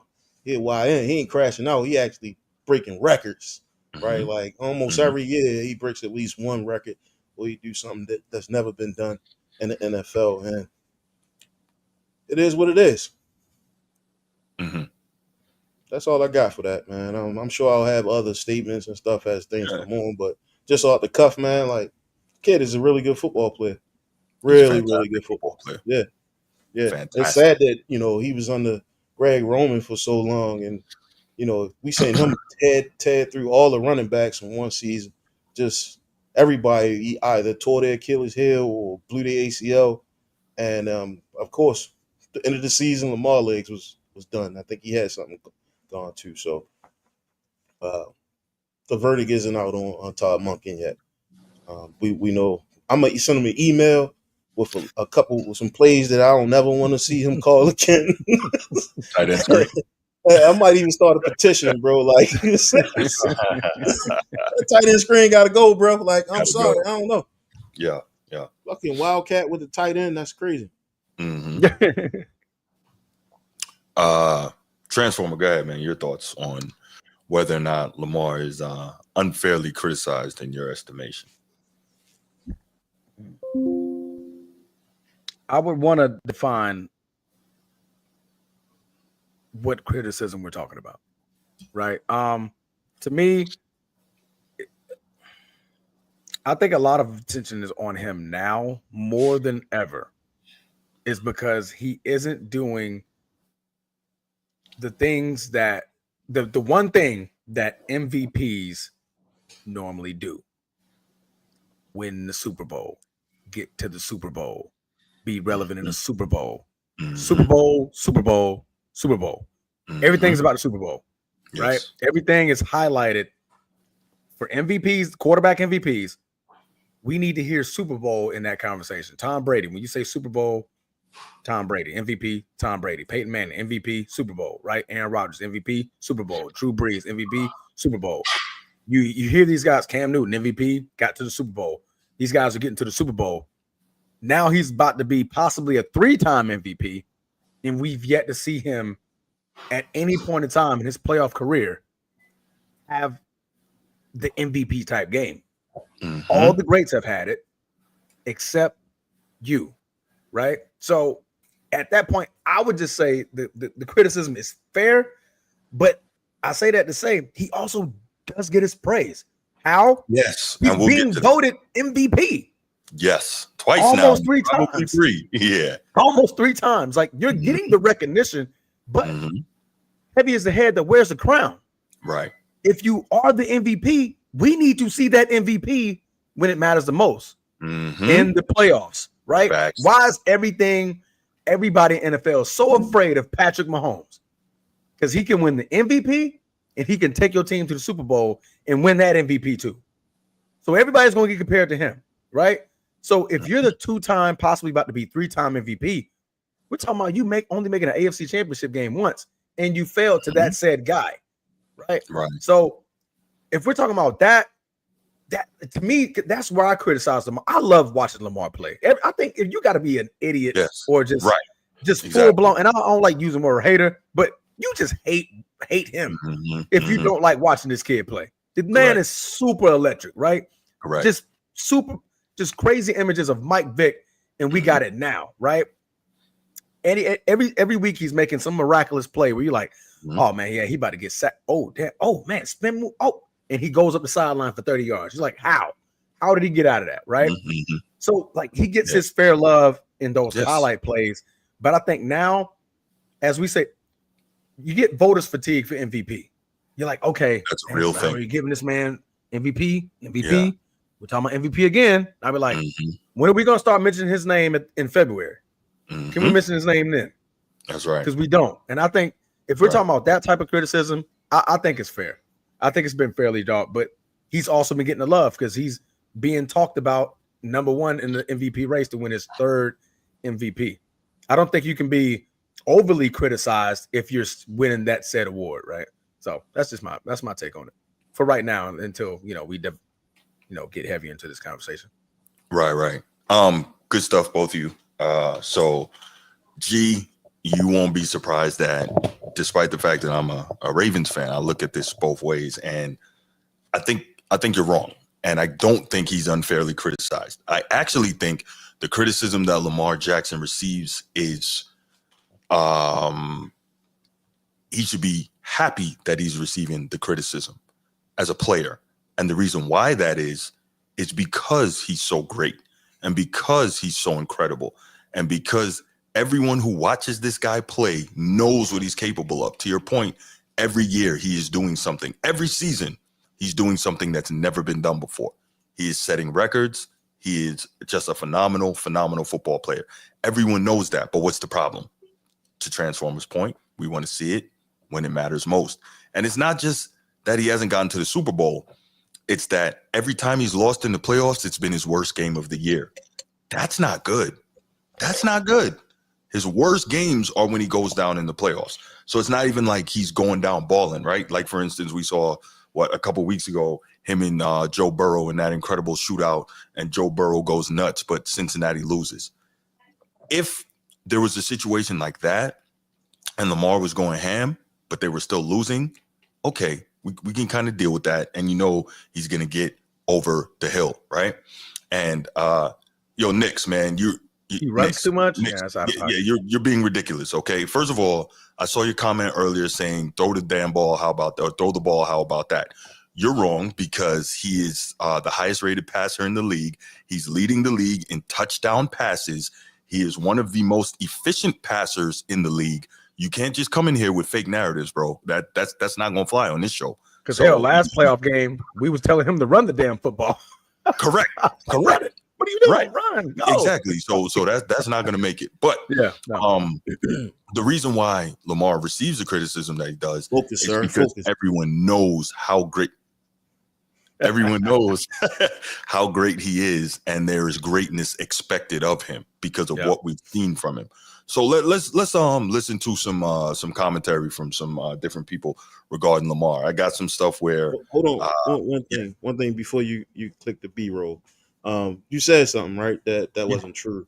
You said that I said that he doesn't deserve the criticism that he's receiving. I think my exact words were, if they're not talking about you, then you're not doing nothing. So I think we agreed there together, right? Like it's always going to be somebody that's going to say something that you're either not doing or you could do better, right? Mm-hmm. That's just how it is in America. But if you look at and until he win the Super Bowl, that's something that he carry around with him as a player. You hear him in press conference, you see how he operates, you see how he talks. He said, "Hey, listen, MVPs don't mean shit to me. We talking about MVPs, right? He goes to him. I'm bringing y'all Super Bowl. Yes. He locked in, and just as a quarterback, right? Like some people say, I want my quarterback a certain type of way. I agree. I want my quarterback with gold fronts in his mouth or diamond fronts in his mouth, throwing the ball, running, doing whatever it takes. He's still young, but I think he's not a running back, so he's still young, right? Like after 5 years in the league as a running back, you kind of lose your that speed momentum. Maybe before when people was really tackling you. Right now they pulling flags. Or they really, really close to kick him out, yo. They really, really close to pulling flags. Whoever's doing this, whatever this is, man, like 3 words and anyway, I digress. Yeah, go ahead, man. I digress, man. The only thing that I'm saying is that I agree with you, but some of this stuff, bro, like we not even touching on some of this stuff that people were saying is just it has nothing to do with football at all. We'll get to that. Yeah, we'll get to that. In terms of, I was actually talking to Bruce about this on the marketing side and all that, and we'll get to that because I think that's also an important aspect of this. But let's hear. I was watching Brother from Another Mother, and it has Mike Hill, who's a Fox Sports 1 guy, Air Force veteran, and Mike Holley, longtime Boston sports reporter. And they were talking about Lamar Jackson. This was about 10 months ago, I guess, prior to the AFC Championship game. So these were some interesting thoughts. Let's check Lamar Jackson, when you put it that way, Lamar Jackson, I feel, is the most disrespected superstar quarterback that the NFL has ever witnessed. I don't think people can truly appreciate how great of a quarterback Lamar Jackson is because he's not your conventional quarterback. when you got people out there saying, I want my quarterback to be quarterbacky, whatever the hell that means, and all that type of stuff. When you're doing that, they don't appreciate how great this man is because we've seen the quarterback position evolve over the years. And Lamar Jackson has become the prototype for what a quarterback in the future will be. The C.J. Strouds of the world, Lamar Jackson, obviously, we saw Michael Vick doing it back in the day or whatnot. Lamar Jackson has taken that to another level. 2 Super Bowl, the fact that he won the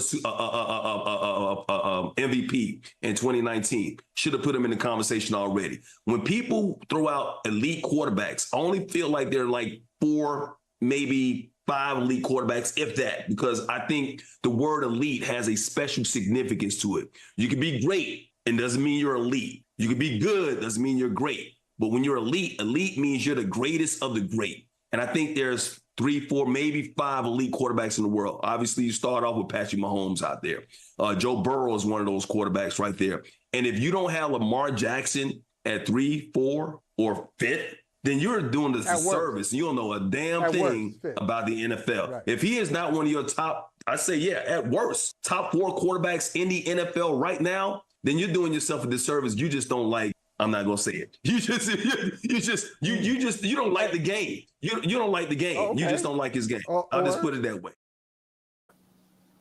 So Michael Smith and Mike Holly, not Michael Smith, Michael Hill and Mike Holly there with some interesting commentary. And I agree with a lot of what he said. And to me, that goes right back to the whole thing of, I think, and again, this is just me, the reason the pressure is so much on him on the playing field is because we see just how great the dude is.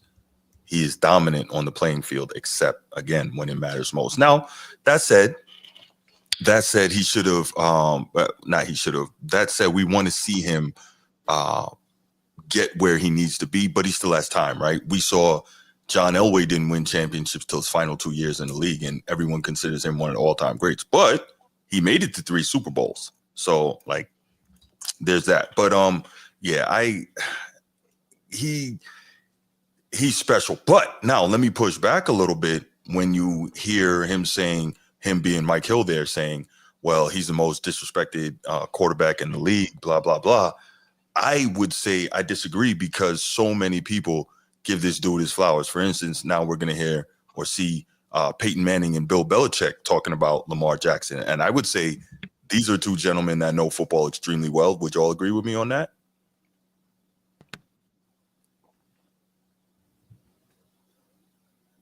Absolutely.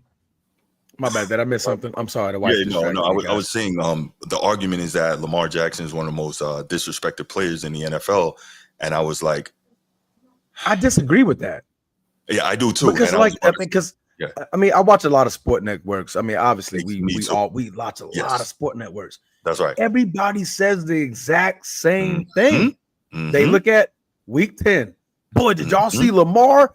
Like, the boy just can't get tackled, right? It's like playing with freaking what's my Techno Bowl? Freaking running back. Bo Jackson. Oakland Raiders. Bo Jackson. Yeah. It's like playing with Bo Jackson in Techno Bowl. You can't tackle him. Right. Like, he's going to outrun you. If you thought you had him, you're coming at him too soft, pause. He's just going to spin off of you, break that tackle, somehow do a pump fake 2 defensive guys, and run right around him for 20 yards. It's amazing, right? Right. And again, I stress again, you can't be that much criticized if you're about to be a 3-time MVP. That's hard. Right. I don't get it. Like, I can see if like they snubbing him every time. Every time he's like number 2 or number 3, they give it to Josh Allen one year. They give it to Patrick Mahomes on a subpar year or something like that. And Lamar Jackson's out here breaking records. They're giving like yo, you're the MVP. You got it. Here's your award. Now, when the playoffs hit, be the MVP. We want to see that spectacular stuff right then and there because all the greats have done it. You can name off all of the Hall of Fame quarterbacks that eventually made, because Lamar Jackson is for sure going to be in the Hall of Fame now. Oh, there's no question. They all have those moments where it's like, okay, back against the wall, put the team on my back, go do what I do. Last year was going to be that perfect opportunity because it was against Patrick Mahomes. And yes, he had plenty of chances where I saw a clean pocket He couldn't find a read, but that lane was wide open, and he chose not to run it.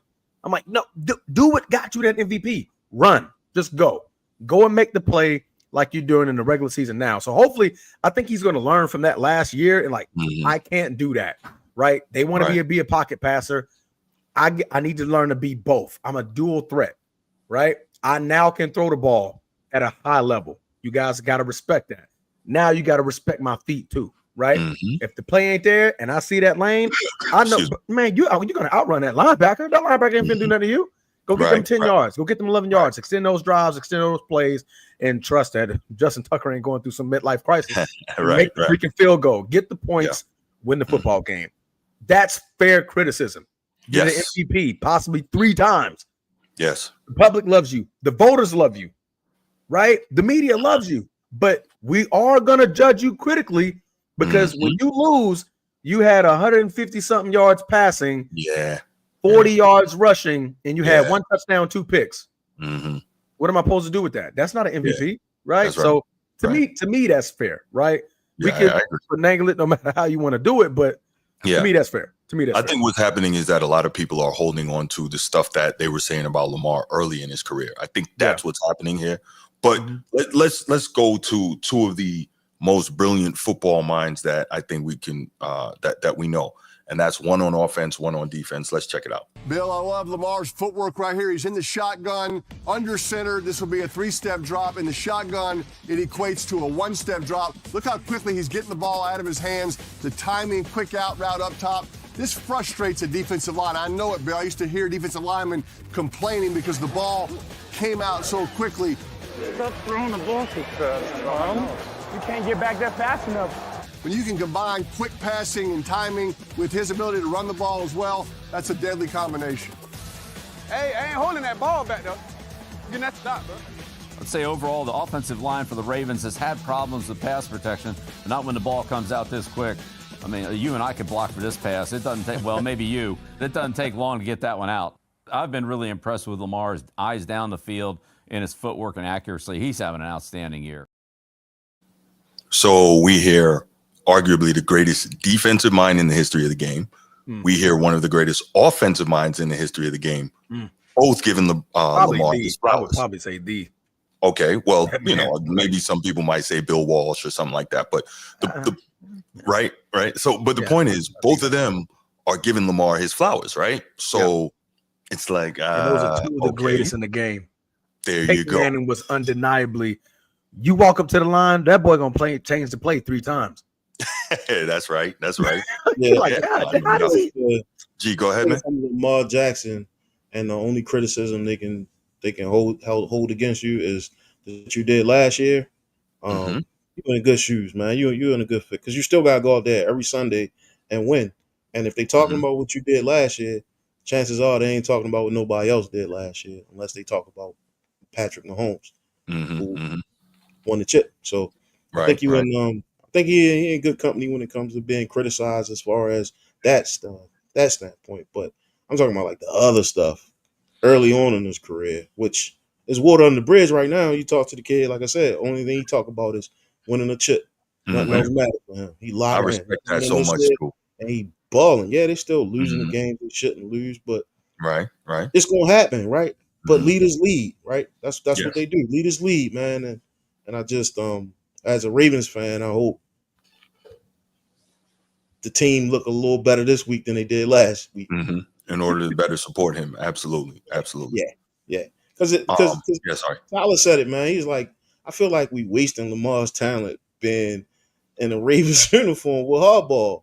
And you know, it's just like, are we? Is that a real statement? Like, are we really like wasting this kid's talent? Because why wouldn't you? Why are you waiting until now to put like receivers around him when you see the other tier 1 quarterbacks not playing? Like, they can't go a week without tier 1 wide receivers. But my guy got to do it with less. He got to do more with less, and they get criticized for it. You look at the Kansas City Chiefs and their receivers. Good gracious. You look at he wasn't always that though. Hold on. You look at Buffalo Bills dude. What's his name? Josh Allen, right? His we need more weapons. They go out and get one. They go out and get weapons for him. So it's like he's doing more with less. I'll say that. He's been doing more with less. So It's funny Tom though. Brady. When Troy, Old ass Odell Beckham was probably the best receiver he had in his entire tenure there.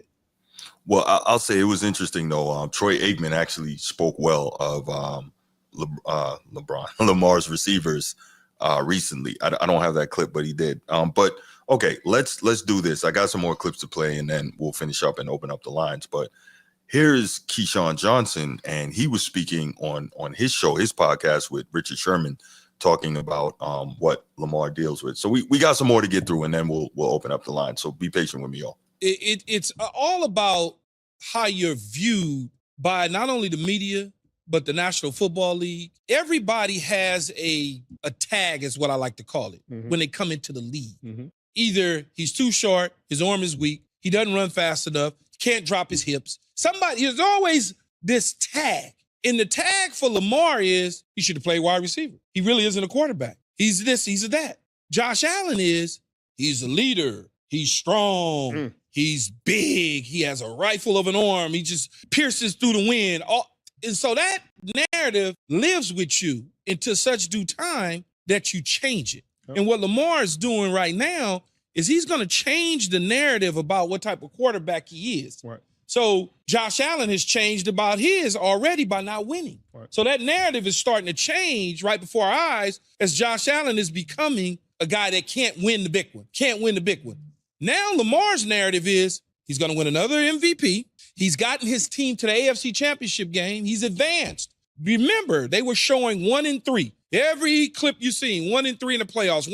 That's going to go away because 2 and 3 doesn't look good. Right. 3 and 3 don't look good, so they ain't going to show that graphic no more. Push that one to the side. It's all of the media creation and the hype behind it. He's not judged fair because that's just the way it is for now. Then eventually, once he goes and takes Baltimore to the Super Bowl, people will look at him different as a quarterback.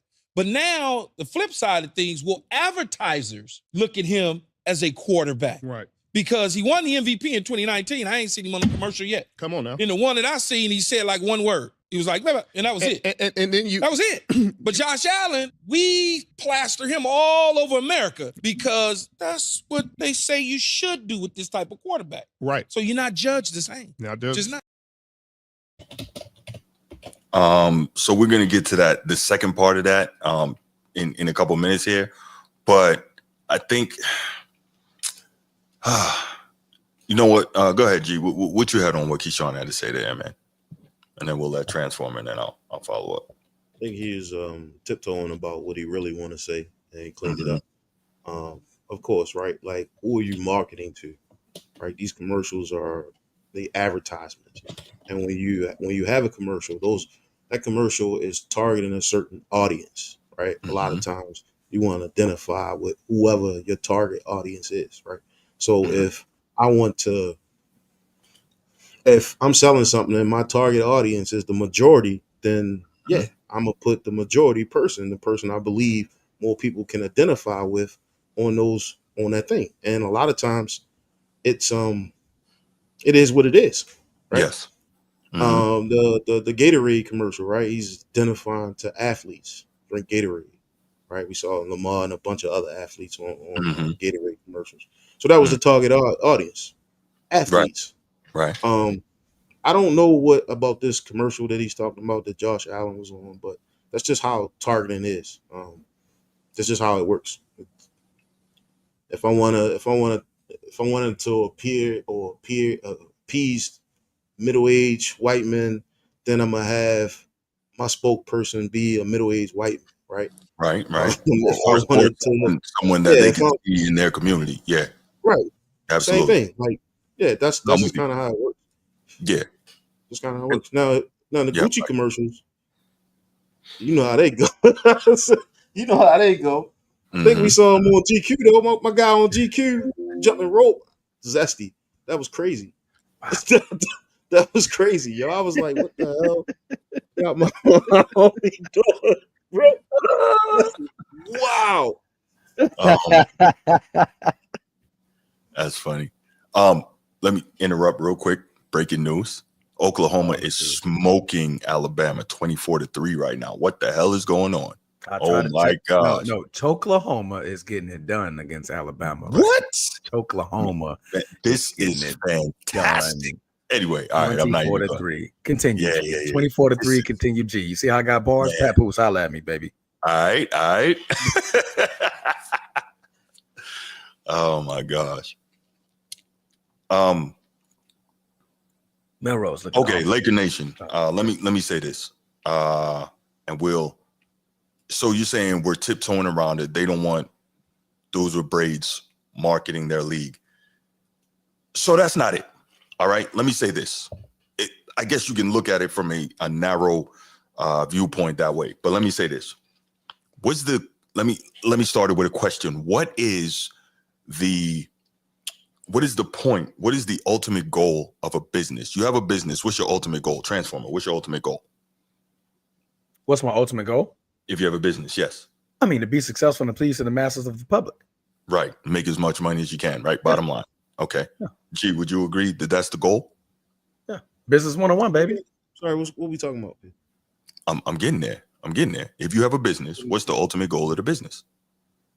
Make money, of course. Right. Make money. Maximize your bottom line. Cool. Yep. All right. So if I have a business, right? Why are you asking these questions, dummy? Let him keep talking, stupid. He almost there. God damn. Right. So listen, your viewers ain't that slow, bro. God damn. Laker Nation said we're tiptoeing around it. They don't want you paying attention marketing their league, right? So the reason I ask, what's the goal of a business, right? Business questions. Right. The reason I ask that question is because I thought this was a sports show. What the fuck? Earlier it was a rap show, so we good. I know, right? The last census identified approximately 58% of the American populace as people who identify as white, right? And 12% of the American populace as people who identify as Black or African American. Cool. So that says that the vast majority of the American populace is identifying a certain way. And one thing, when I talk about business and I talk about endorsement deals and all that, I always say you have to be able to speak to middle America, right? Yes, 60% of Americans live on the coast, but middle America got people too, and they spend their money too. And you have to be able to identify with them. Just like you were talking about earlier, G, when you were saying when you're marketing to a demographic, you want to be able to have people on there that demographic with whom that demographic can identify, right? Cool. So with that said, I'm not saying it's right or wrong, but it's not smart business to have somebody endorsing your product that is not identifiable by the majority demographic. You see what I'm saying? But to that point, here's the other part, right? Yes, Lamar has braids. Yes, Lamar has a how do I word this? He has a certain dialect with which he speaks, right? There you go. Yes, he has a certain dialect which with he speaks.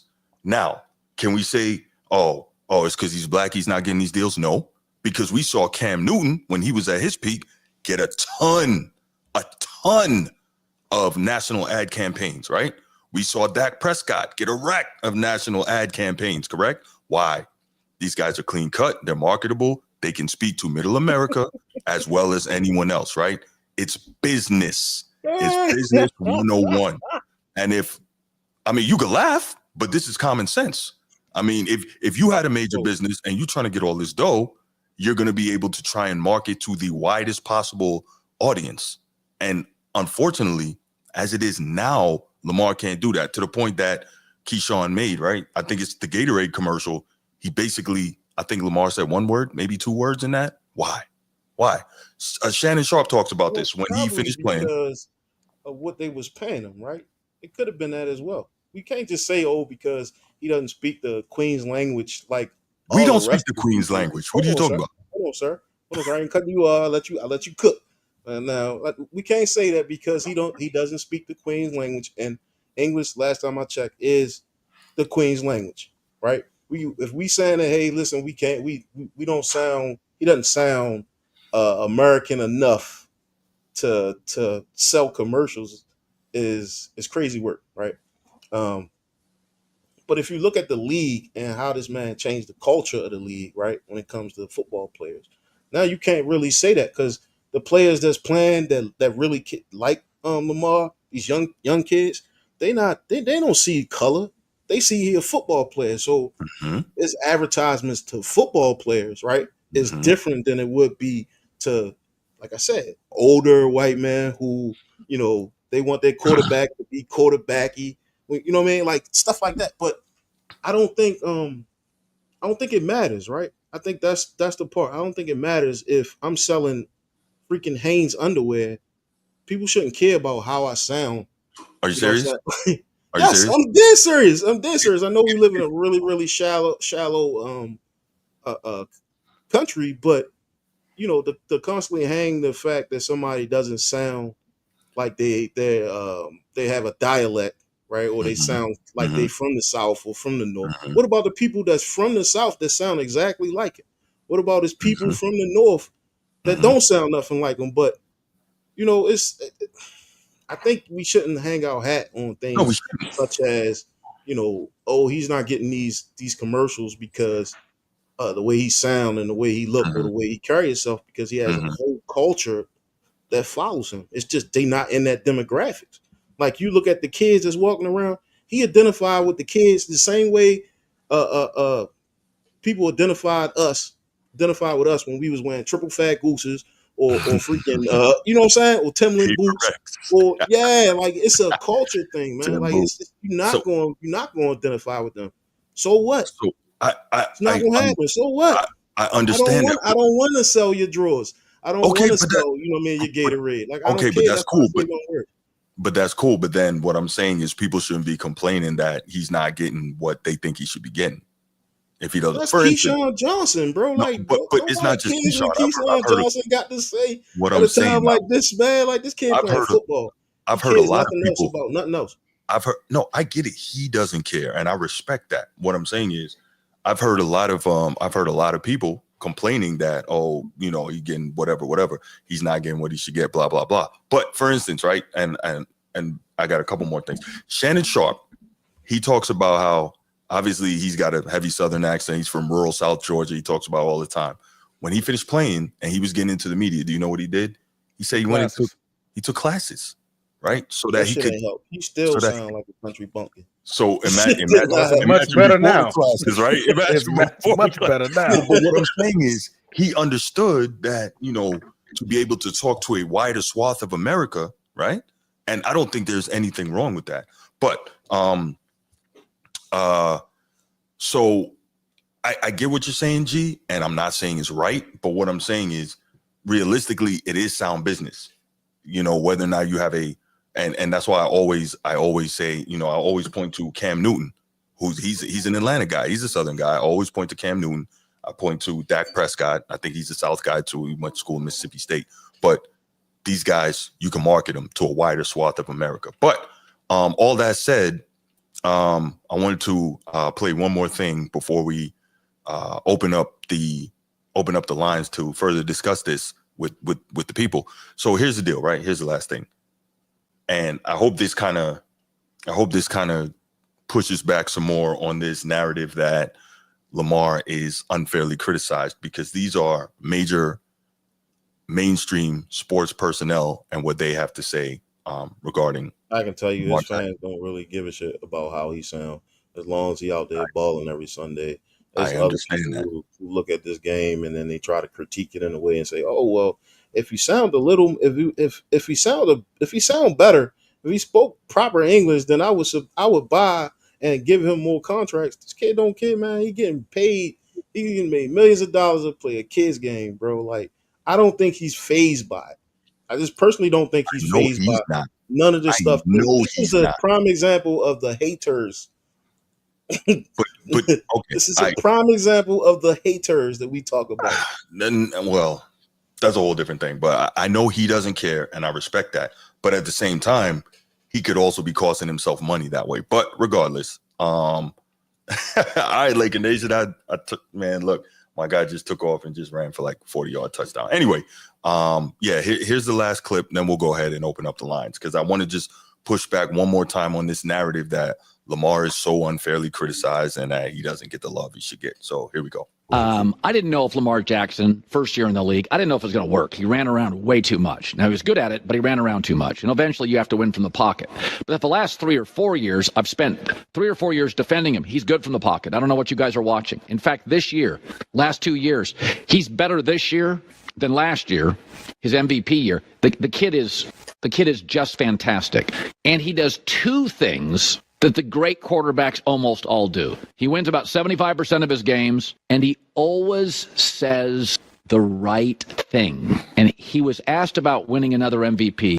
Perfect. I said, Baker Mayfield is actually talented, but he kept starting fires, not putting them out. You're never going to hear Lamar Jackson calling out publicly Zay Flowers because he ran the wrong route.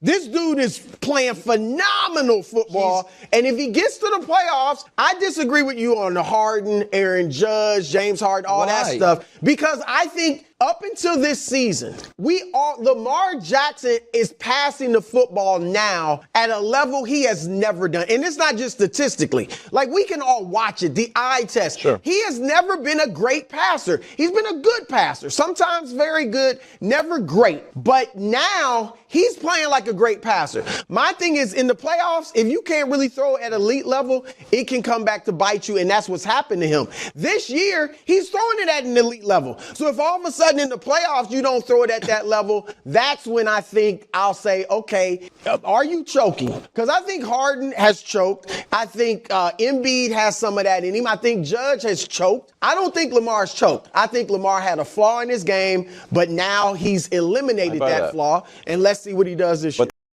So we've been talking about best player in the NFL, and for us, we both agree it's Lamar Jackson. We got some phone calls, some people still saying Patrick Mahomes. Just saying that Lamar, man, he's on another level right now, and it's really been starting even last season. But if last season we thought would be his best, he's already elevated. How good has he been? How has he gotten better? How has he found holes in the game that he was been able to fill? I mean, he does some things sometimes that you just can't coach. And, you know, he's been blessed with that otherworldly talent. I still don't think he scratched the surface of how good he could be throwing the football if he cleaned his fundamentals up some. And that's what's scary. 2 MVPs already. I'll say this about him. Great player, phenomenal talent. They better win it this year. Why do they better win it? Now, you know what? I hate that talk because nobody said, no. Let me say this. It's so unfair and ridiculous. Everybody tells you Dan Marino's one of the top 10 quarterbacks. He went to the Super Bowl his second year, never went back. Nobody paints anybody like that but Lamar. Why is it? Peyton Manning didn't win his first few years either. Peyton Manning had a terrible, he won winning MVPs. He finally won. Why, if he doesn't win now, can he beat John Elway and win his last 2 years? Why does he have to win this year? I just don't buy into that. I think it's totally unfair. You mean to tell me with that last place defense, if they don't win the Super Bowl, you're blaming Lamar? Come on, Sean. So I played that to demonstrate how many mainstream sports media personnel are out here giving Lamar his love and his flowers, right? And so I think it's an unfair narrative to say that he's overly criticized. I think that people are holding on to stuff from the past when they say he's unfairly criticized. And I think if you're talking the off the field stuff when it comes to the marketing, you simply don't understand business. It's that simple. But I'll let you guys get in your last comments, and then we'll go ahead and open the phone lines up. G, this your baby. Personally, I don't think the Ravens are playing that well. I don't think it's a Lamar thing either. I think the team as a whole isn't playing well, and I hope they get their shit together. This whole thing about Lamar not being properly criticized, is being fairly criticized. I think just wait till the season is over. Somebody gonna come out of nowhere and say some wild stuff. It's gonna be on mainstream media. You know how it is. Yeah, there's the wave is Lamar Jackson right now, right? He's the guy that put ass in seats, and the viewership is up because of that. But for the NFL, viewership is up because of him. But I think if you look at the team in total, if you look at the Ravens in total, I mean, they're not executing the way they should. They're not disciplined. They missing pieces that with that secondary. We're just starting to see the defense start to come around and play really well. But now we have issues on offense with play calling. So I can point to almost every aspect of the game of football. And when I look at the Ravens, I see places where they absolutely need to build on the fundamental part of it. So that's kind of my 2 cents of it. I think this whole LBJ and criticism, like you said, it is a historical thing, but trust and believe it is every year. As soon as you start as soon as we haven't seen them talk about anybody else with MVP, but as soon as you put somebody else there, then I think you're gonna start to see like people like that, they're gonna take their picks. I don't know who else would be like who else would we give, an MVP to? Like I don't even know if there's a runner up. Jared Goff, maybe, but he Jared has Goff and Josh Allen, crazy. Saquon Barkley, Derrick Henry, give it Well, to somebody. they're not going to give it to a running back. So right, that's just my personal opinion, but yeah, I agree. We look at quarterbacks, it is what it is, fellas. Right? It's football. And any given Sunday and every week is going to be something else, man. That shit ain't right. I'm glad the mainstream media is, starting to jump on the bandwagon because they did the young bull dirty early on, man. They need to give him his flowers. Yeah, I mean, I think it's hard not to, a likely 3-time MVP. But I hear you though, and you made a lot of good points. Transformer, what you got, man? And then we'll open up these. The Ravens. Lamar Jackson has just got to play better. He's just not good this year, man. I just think he needs to step it up and learn that he can be a quarterback instead of a running back. Everybody want to talk about his braids. He probably need to cut them. That'll probably make him play better, make the Ravens believe in him a little bit better. Take them golds out his mouth. Hey, man, you better worry about Jordan Love, man. He better focus, man. He got to focus. You know he try to push the buttons, right? Yeah, ain't no buttons to push. He try to set you off like you try to set me up. Without bourbon tonight, bro. Nice try. You try to set you up like you try to set me up, man. Hey, man, Lamar just not that good, bro. Highly overrated, like Kendrick Lamar is in the rap game, according to Bruce. But anyway, I'm messing with you. Hey, first thing for sure, this LJ8 has been messing y'all up, boy. If I hear LeBron James one more time, man, I should know. That's been messing y'all up. Yeah, but no, man. I agree with what G's saying, man. I mean, the Ravens aren't playing good, but Lamar is playing very, very well, right? This is just one of those years where you're like, God dang it, why couldn't we have both again, right? That strong defense, the Ravens defense that we all grown to know over the last 3-4 decades of Ravens football. Now it's like, dang it, man, we finally got the quarterback playing at an MVP level again, but now the defense is starting to, get their backs blown out. Pause. I mean, because it's been getting blown out. That's 30, 31, 32, in pass. Anyway. I wouldn't have used that expression. But that's what's been happening. I don't know. That's what's been happening. Yeah. Terrible. Back's been blown out. Yeah. But anyway, but no, man. Let me talk, bro. Let me talk. Defensive backs. Oh my god. See, defensive backs blown. Never mind. See, he ain't get it, bro. Bruce still stuck in the 80s, bro. Anyway, but no, man. This like I said before, we just want to see him in the big moments, right? To me personally, I look at the way he was drafted a little differently than a lot of people, saw the way he was drafted. I didn't agree with the, he should be a running back type of thing. But what I did see a lot of fear of, I did see a lot of fear because we just saw somebody that's just like that. And nobody truly believes in the longevity of players like him. Right. I think that also struck fear into a lot of teams because we just saw a kid by the name of Robert Griffin III, just like that. Great point. Literally, once he lost his legs, it was over, right? It was pretty much over for him. So, and that's why, in my opinion, Lamar just wasn't polished enough as just a quarterback itself to be like, because if he loses his legs, what do we have, right? And I think now he's answered that. He's now starting to answer that question in a little bit more better faster now. He's able to throw the football. But granted, he's reminding us all, I'm throwing this joint good now, but don't forget what I got under my hips. These legs can go, man. These legs can break down any play. Come on, man. Let's be grown adults here. But these I could break down any play. You know, don't leave. Now we want to be grown adults. Man, be grown adults, man. Man, we know football be the worst thing to talk about, bro. We had this conversation. Worst thing to talk about. Terrible. Without having some type of pause moment. But yeah, man. Yeah, I mean, I think he's been fairly criticized, man. At the end of it all, I want him to win the big one, man. He got to win the big one. We all want that. I'm not gonna say gotta. He can retire for all I care and still be crowned as one of the greatest players we've ever Maybe seen. they'll give him one like they did Peyton Manning. No, nah. That would just look ugly on his legacy. That's just no. Because at least Peyton got one. Peyton got one in his prime. Take it. Yeah, Peyton got one in his prime. Then he got the second one off the backs of his defense. Lamar, go get one in your prime, babe. You know what I'm saying? Because I mean, like I said, he loses his legs, then what do we have after that? You think Lamar in his prime right now? You think we saying prime Lamar Jackson right now? Yeah, absolutely. Yeah, you think so? He throwing like this, running like this. Yeah, he's getting it. Mm-hmm. Yeah, I think he's entered. He just entered it. Yeah, he just entered his prime. This is the beginning. Yeah, no. Yeah.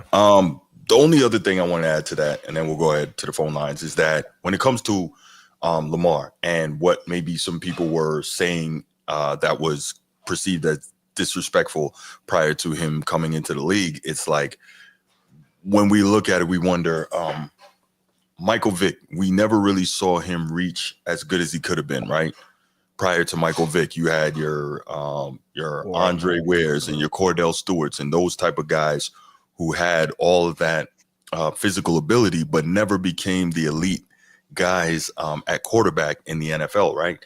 And so I'm sure that a lot of evaluators and such were thinking like, well, we've seen this before, but it doesn't pan out on this level.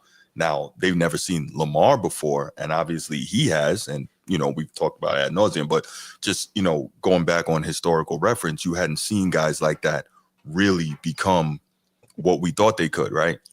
I want to say coming out of college, Warren Moon, somebody mentioned Warren Moon in the chat earlier, was similar to a Lamar Jackson in terms of his physical abilities, mobility, could throw it, could do everything, but we didn't see the development of the mobile quarterback Warren Moon into the elite passer because he spent his first 6 years in Canada in the CFL. So by the time he comes back down, he's lighting the league up in the passing game with the Oilers. But the point I'm trying to make is there was no precedent before for what we have seen Lamar become. And so I'm not making excuses, and I'm sure there were some racial tropes involved there. But at the same time, we're saying, okay, well, we've never seen a guy who played like this in college come into the league and end up being the guy, right? So two things could be true. But I'm going to leave it right there, and let's go ahead and open up these phone lines, y'all. You ready? Stand by. Execute. 904-219-8264. 904-219-8264. Numbers in the chat, and of course, just scrolling on the bottom of your screen. Give us a call. 904-219-8264. If you want to call. Bruce was just waiting for that. He was just waiting. What you got, Bruce? Check this out, man. We all know. Yes, sir. We can talk about market. Talk about the market. You ain't talk about football. You already know he's banned because of he's a Florida boy. One, boom. It's image. Because he's not a part of the good old boy network. This is why race has a big part. He's not getting the ads. He's not getting free. Okay. The gold grill, the braid, the ski mask, Kodak Black, best friend, Florida boy, talk country. But in this press conferences, he sound pretty clear to me. People talking about he don't sound good when he talk. That's just a bias because he's a Southern boy. He's not a part of the good old boy network. His image. That's why he's not getting the ads he's supposed to get, and it's not fair. He's the two-time MVP. Should get all the ads he's supposed to get, no matter how he look or how he talk. You mentioned something about Cam Newton. Southern boy.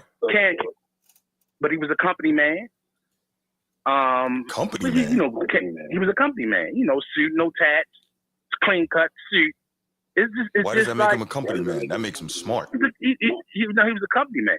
But that makes him smart. Well, Lamar's a company man too because they signed him for a lot of money. But he didn't have the same image as Lamar. He's more Lamar tatted up. Understand? It's most definitely his urban image hurts him. It's not fair. So let me ask you this, Bruce. You had the choice between Lamar and Josh Allen to promote your product, your company. Who you want? Josh Allen. And why? Josh Allen. And why? Is it a good old? He's part of the good old boy network. I don't give a damn about this good old boy crap you're talking about. I give a damn about simple economics, bro. And what that means is Josh Allen, can resonate with a larger section of the American populace, which means he's more likely to sell more of my product and make me more money. That's all. If I am a business, that's what I care about. Whether that's right or wrong, it's not an issue to me. Let me give you this example, Bruce, number 2. Me and Bruce, we're real estate agents, right? If I'm holding a live, what are you selling? First of all, live showing. What is your business selling? Real estate. Real estate. Real estate. Okay. Real estate. So I said real estate agent, right? Okay. Pay attention, G. Focus, right? All right. I'm talking to Bruce. Sorry. Bruce number 2 or Bruce number 1? The Bruce that just. I digress. You explain what you were selling. Yeah. Bruce didn't say what he was selling. He just immediately just jumped on it. So no, I'm saying this right here. So if I'm trying to sell a product, right? Me and Bruce's business is, sell or purchasing homes. Like we're trying to market ourselves to buyers and things like that. And if I wanted to hold a big conference room meeting, all right, with future buyers, prospective sellers, and things like that, presentation is what I need to be at the front of the podium, talking, having conversation. If I were to be in braids, gold grill, all of that, and tats, and letting my tats hang out, who am I appeasing to? I'm not looking professional. I'm not looking the way that I want my business to be ran, to be broadcasted, to get the attention of the media. This is business 101, player. Well, presentation is everything. To be fair to Lamar and Josh Allen, the uniform is a Buffalo Bills jersey or a Ravens jersey. So that is the uniform in which they will be selling your real estate stuff. Now, if it was something else, then that different jobs want different types of uniforms. But we're talking about endorsements and people wanting to have that face to promote the business. He's not wearing that jersey then. He's not wearing that jersey on the football field, though, right? Yeah, he's wearing it on the football field, but we're talking about being marketable to other people, getting the endorsements and all these other things. People look at the business aspect. What am I trying to sell? Who am I trying to sell it to? Where am I going to get my product to? Sad to say, bro, he's not going to get that type. You're not going to get that type of feedback. I'm removing the biasness in which, because this guy's like, all right, he relaxed. He come to work in jeans and t-shirt or what have you, right? But I think if the presidents was there for, as far as like the uniform, what uniform are we selling? Then of course, like if the target audience, it doesn't matter. Like if I cut my hair and I got like a suit, like let's say for instance, I'm selling real estate. There's a certain type of uniform that you have to wear to sell real estate because you're appeasing to the masses, right? That's not to say that he can't be like that. It's just saying that, based off of his lifestyle, this is the way he operates. Like that, I don't know. And that's fine, but that's Bruce, what I'm saying, right? Like we understand what you're saying, G, but Bruce can't be complaining about that. Now we just looking at it from a color of skin. Like that's what we looking at it from. The lenses is color of skin. But at the same time, this dude can cut his hair and you know what I'm saying, and master the same craft at this. But this is such a touchy it is subject, bro. Like we can't really. That's real, why man. I made because this. We're looking at a 25-year-old, 27-year-old, and we saying that like he's not capable of changing, and he's not getting. Nobody said that. He's getting criticism based off of the way he looked. Like, so you judging a book by its cover. Pretty much that's what's going on. You judging a book by its cover. And when you go for a job interview, that's not that's not what it is, bro. You can go to a job interview. People come in job interview, tattoos all over their face, fucking earrings and everything, bro. And You're not they going to still get be jobs, in a and corporate they still office. CEOs, bro. Correct. Like we can't always look at people from the color of their skin standpoint and say, oh yeah, this person not gonna sell shit because of, as if racism doesn't exist in America, right? Like, Of course you it guys does. are echoing that the fact that he's a black young man and he dressed a certain type of way that he I didn't wouldn't say be able because to he was make, black, he 'cause wouldn't I'm be black. able to sell, he wouldn't be able to sell Exactly. like a Caucasian man. That's pretty much what you're saying, because That's he doesn't. This is what's happening, bro. This is exactly what's happening. the likelihood is This is less. exactly what It's happened, not bro. Like, it's not about white or black though, G. It's about business, and people are more likely to do business with people with whom they identify. That's it. It is about race. But that's why I How is it? specifically It's brought not up about when you race. said Dak Prescott We is just black yeah. men. Bruce, that's not always And they true, come yo. That's from it. not always true, dog. That's not always true. That's a blanket. You throwing a blanket on something. No, not that's always true. psychology. No, Look that up. the I'm not psychology even ain't gonna got look it up now. nothing to do with it, man. If the product ain't there, people don't want it. That's how it's supposed to be. Psychology affects how people think and how people move. And the fact is, psychology proves that people are more likely to do business with people with whom they identify. That's not my opinion. Clean cut, Not my presentable presentation. That's what you said. That's what Presentation you is the number one Okay, then form of how you're gonna get it in look the that job. up, bro. saying, bro. You That's can what you you're can look saying, that bro. up. That's That's fine. what You can you're look that saying, up bro. when we get off. That's what I mean, you are saying. okay, that's That's fine. not You true. don't have to believe me. Just okay, then look it up. That's what If I'm that's telling the you. case, then why would, never mind, I digress. We can talk about this shit all day long, man. One thing certain, two things true, man. Like, yeah, we live, the racism still exists, and Yes. you know, we criticize a young man based off of how he sound because of, you know, the 400 years of slavery and all that shit that put him in a situation. He's a product of his environment. That's just say that. And but to say that he won't be able to sell houses because of the color of his skin is crazy work. I didn't say that you didn't. That means you didn't hear what I said. I'm sorry. I never said nothing about the color of his skin. But I never said nothing about the color of his skin. Let's let You Bruce didn't hear me. finish up. I'm sorry, we Right. totally We can digress. commandeered this call. Bruce, go ahead, man. I apologize. Oh man. So basically, A lot of layers. Basically, well, like I said, basically, like you said, you choose Josh Allen over Lamar. Basically saying, let's be real, that the white man will be more marketable to the American public than Lamar. That's basically what you're saying, right? Then, well, Because again, I'll choose Dak Prescott over Lamar Jackson too. Depends on the product. And two, Dak Prescott. Okay, let me say something. Dak Prescott and Cam Newton were a company clean cut guy. Because they was clean. Well, they quote unquote they call clean cut with the suits, no tats, nice haircut. So you can't even, you know what I'm saying? It's basically because of the Lamar image. I'm sure when Lamar Jackson go to church, he wears a suit.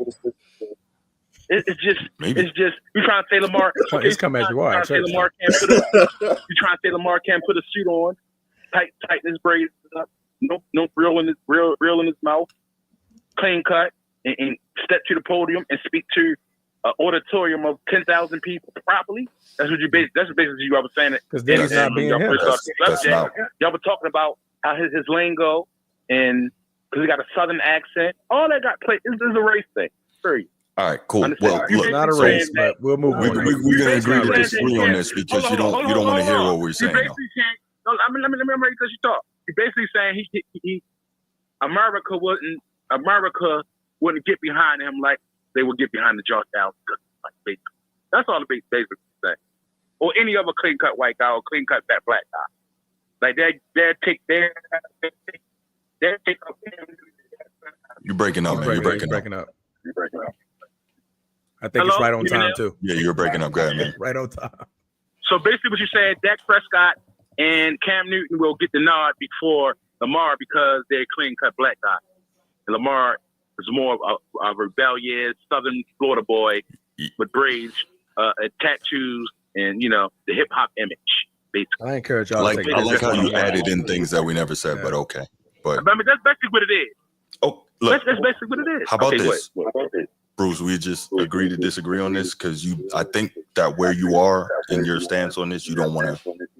That echo is killing me. I think that you're not following what, or you don't want to acknowledge what we're saying. But all right, let's do this. Did you have anything else? And then we'll go ahead and move on to the next topic here. Nah, man, go ahead. I don't even want. I'll call back. I appreciate you, brother. No doubt. Thank you for the call.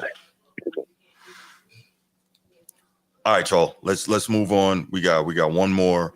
Come on, Oklahoma. Oh gosh, Brandon is wild. We got one more topic. We're gonna go ahead and get to that. And this one might be, a little more interesting, a little more fun. Silly. So yeah, I'm gonna leave. I left that right there. Stop, Transformer. Stop. Okay. I'm gonna turn my camera Now you got me laughing. All right, y'all. So the New York Jets are looking for a new head coach, obviously, after this season is over. Also hearing it's being reported that that they may not be interested in. All right, hold on. We got one more call. Let's take this. B, what's good, man? Thank you for calling the Format Podcast. What you got? Look, I'm just going to end this time, basically. What G is saying, it shouldn't be that way. He's absolutely right. It shouldn't be based upon that, but it is. And that comment I made, it was wild, but the truth of the matter really is, that because of his image, like I'll give you a prime example, right? I walk up to any one of y'all on the street, right? Mm-hmm. Hands hanging off my backside, stains on my shirt. Or I can be crispy clean, but my dreads look nappy or unkempt and gold hanging out my mouth, and I'm slurring my words. What up, Shawty, and all this, that, and the other. Mm-hmm. Y'all want, first of all, you can protect yourself. Like, whoa, what's this brother want? I made one of the directions of how to get to the McDonald's. You know what I'm saying? Mm-hmm. But you're question, like, you're like, whoa, we watch this dude. You know what I mean? But if I walk up to you with freshly done locks and my gear's fresh, my clothes fresh, and I say, excuse me, can one of y'all fellas tell me how to get to McDonald's? Oh, right over here. You can say, even in basic life, you may not agree, but you do it. You kind of stereotype or prevent yourself from being around certain scenarios based upon the people that are around. You know what I mean? Mm-hmm. So, long story short is like G said, it shouldn't be the way, but it is. And that's why I say what I say. The difference between that was RG3 kept his braids done. He smiled all the time. He didn't dress in the hip-hop urban way, and he was more appealing to the mass of America. I thought he was a cornball myself. I personally don't see nothing wrong. Me and Bruce, you and I talked about it. Yeah. I don't see nothing wrong with Lamar's hip-hop gear. Right. The problem is he talked like he ain't had English class since third grade. And he ain't combed his head since the second grade. And that's where his problem really is. That's why he can't get the endorsement that he wants. Bruce Rowland? He's not appealing to the masses. There you go. All right, I got to add to that the call, bro. We're going. My bad, he definitely mentioned my name. So the only thing I got to add to that is a lot of times when we do see Lamar, he's either at practice, right, and or doing community work. Came off, right. His helmet came off, and he's like, what I'm saying? His hair everywhere. He looked like silly because he just probably put in a bunch of work on the field. And so the optics there is that's how. Huh? I agree with G. It shouldn't be like that, but it is. Yeah. No, I got you. I mean, the only time we see him is when they had a camera in his face, and a lot of times that's after he played football. He's an athlete. Nah, that's all. That's my 2 cents. No doubt. All right, Brandon, man. Thank you for the call, bro. We're gonna hit this last topic Commanders. and get up out of here, man. What? Go Commanders. All right, man. You got it. Thanks for the call, brother. I appreciate you. What's up, bro? All right. Hey, while we have this break, can Yes. an 8-3 Alabama team get into the playoffs? They're gonna try and do it. And After this getting is cooked like this? Man, look, Bama's 8-3. Freaking Ole Miss is now 8-3. I'm rooting for A&M next week against Texas. Well, A&M might lose tonight. They on the verge. They down 28-24. They about to be 8-3, man. Yeah. But getting cooked by Oklahoma, you only scoring 3 points, and it's the fourth quarter. Look, man. Look, we'll get to that. Bro. We'll get to that. Oh man, we gotta. Oh yeah. Come on, let's go. Let's go. Yeah, this is Rex great. Ryan. Yes. Let's go. So the Jets are now looking for a new head coach, and also heard that they will not be that Woody Johnson is not interested in having Aaron Rodgers back next season. They're not interested excuse me, in having Aaron Rodgers back next season. So they don't know what they're going to do at quarterback. They don't know what they're going to do with head coach. But former Jets head coach Rex Ryan is he is lobbying for the job. He wants the job. And this was interesting. This is what he had to say. He and Bart Scott. Let's listen to this, and then we'll come back and discuss it. Look at it this way. Blow it up. We're going to blow the opponents up. There's way too much talent on this team to play the way we've been playing, period. And how hard can you get a guy to play? That's the thing. Like, nobody's seen a team going to play the way as hard as this team's going to play in the future. Trust me, if I'm the guy. Trust me. And that's going to be it. That's what's going to separate me from all these other guys you're going to bring in. You know, your Gruden, your whoever, whatever. Give me a break. They ain't New York Jets. I'm all about the Jets. And the great thing is, all right, yeah, second chance. You get a second chance at it and things like that doesn't happen very often. Yeah, well, when it does, it's usually special. When I look around, I know nobody's better than me. On your radio show yesterday. Yeah, that was the first time I really heard Rex kind of openly campaign for it. You can hear the passion in his voice, and it's enough to make the hairs on your arms stand up. And what this team is lacking is identity and conviction and a style of play, and we know Rex can bring that. And you rarely get a second opportunity, but when you take a closer look at it, you know, what does that mean for Aaron Rodgers? But also you look at Phil Savage being there, and they have that, you know, that relationship from Baltimore. Yeah, it can be seamless, but also it's going to be one of those things that people are going to say, what another Jets move, bringing Rex Ryan back. So I love what I had to hear from what I heard from Rex Ryan there. Obviously, he's a guy. He's full of bluster. He's got big talk. That's how he is, though. He got that from his pops and our legendary Buddy Ryan, former defensive coordinator of the championship 85 Bears and head coach of the Philadelphia Eagles following that with Reggie White, Clyde Simmons, and all those guys, Mike Golick Sr. And, you know, just an outstanding defensive coach. And so both of his sons followed in those footsteps, and Rex Ryan as head coach of the Jets, I want to say he didn't have the greatest record.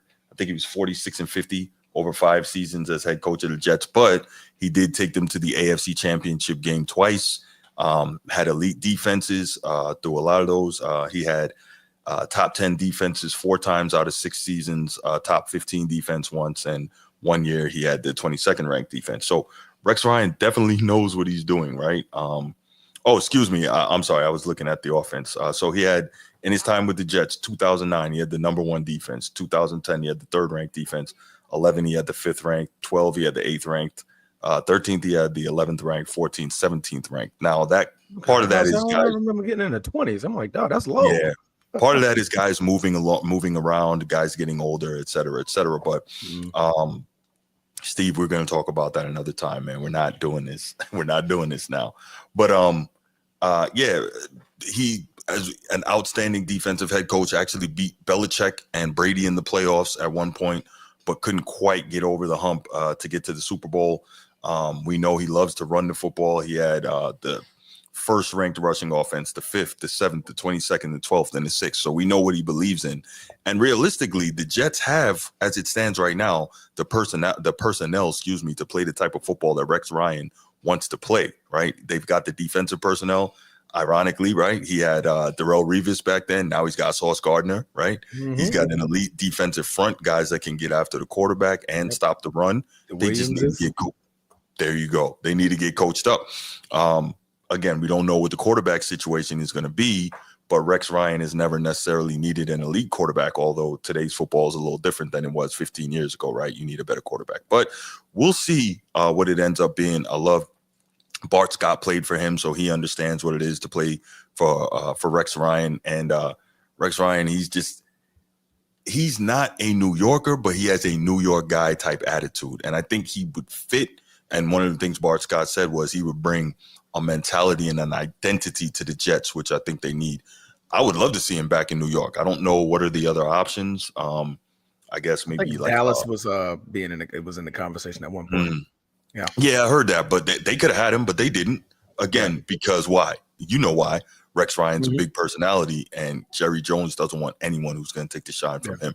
So I think he actually dissed him because they said like they curved him.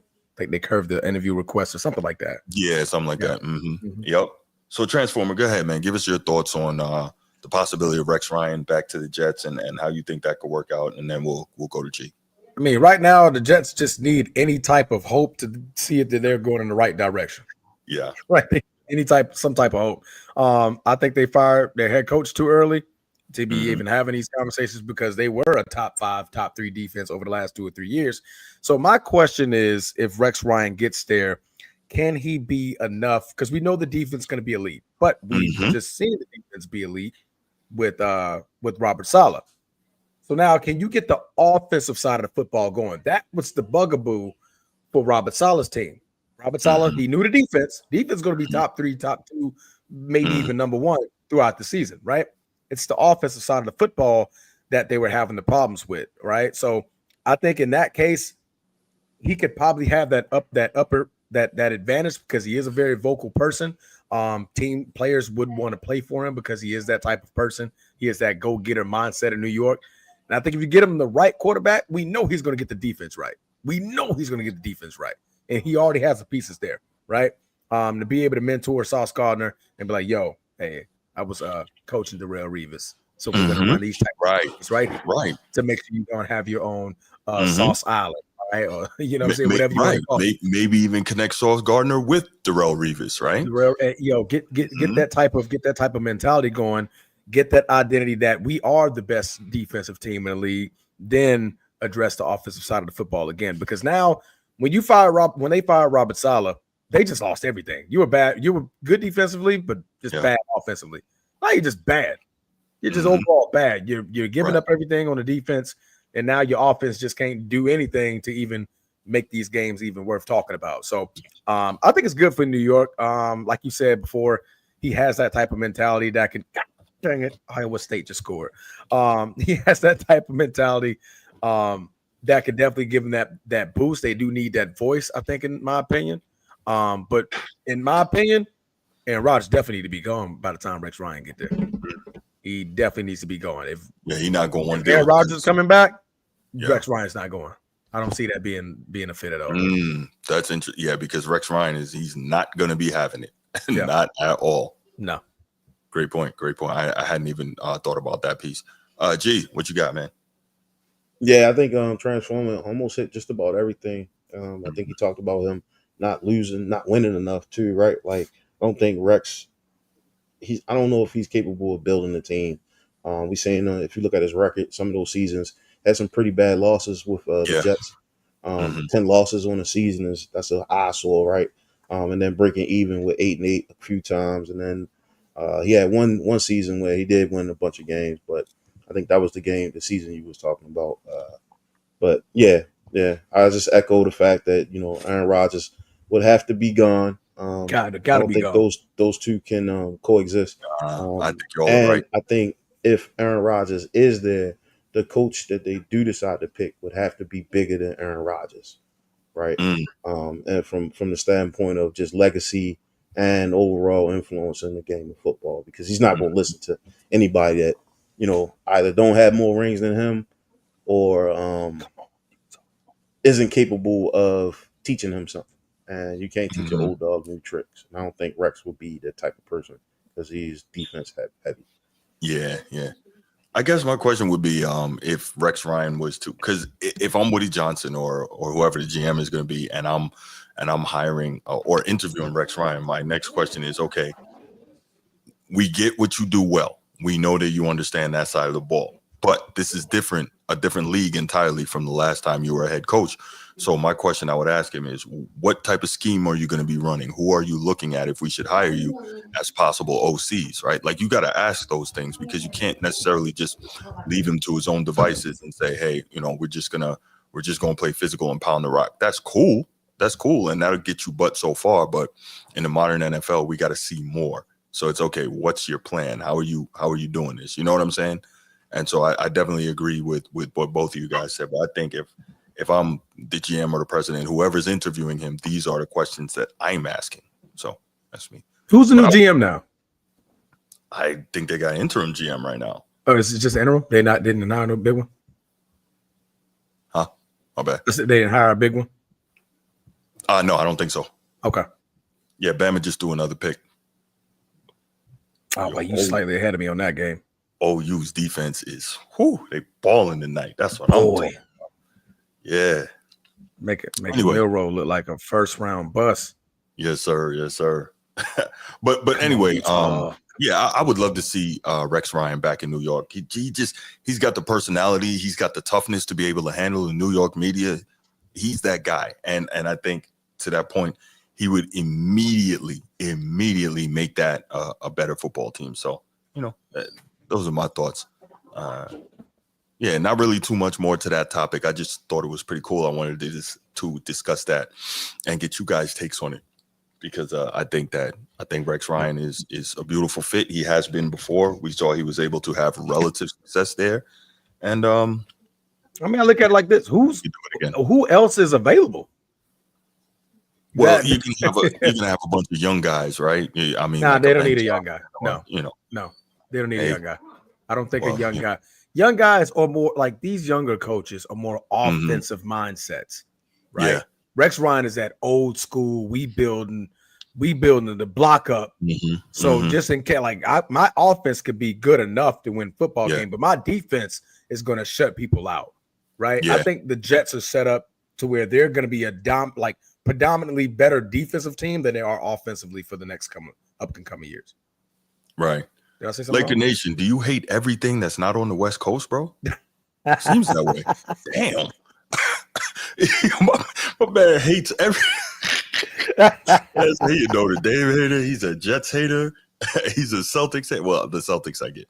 But, jeez. Okay. It's all good, bro. It's all good.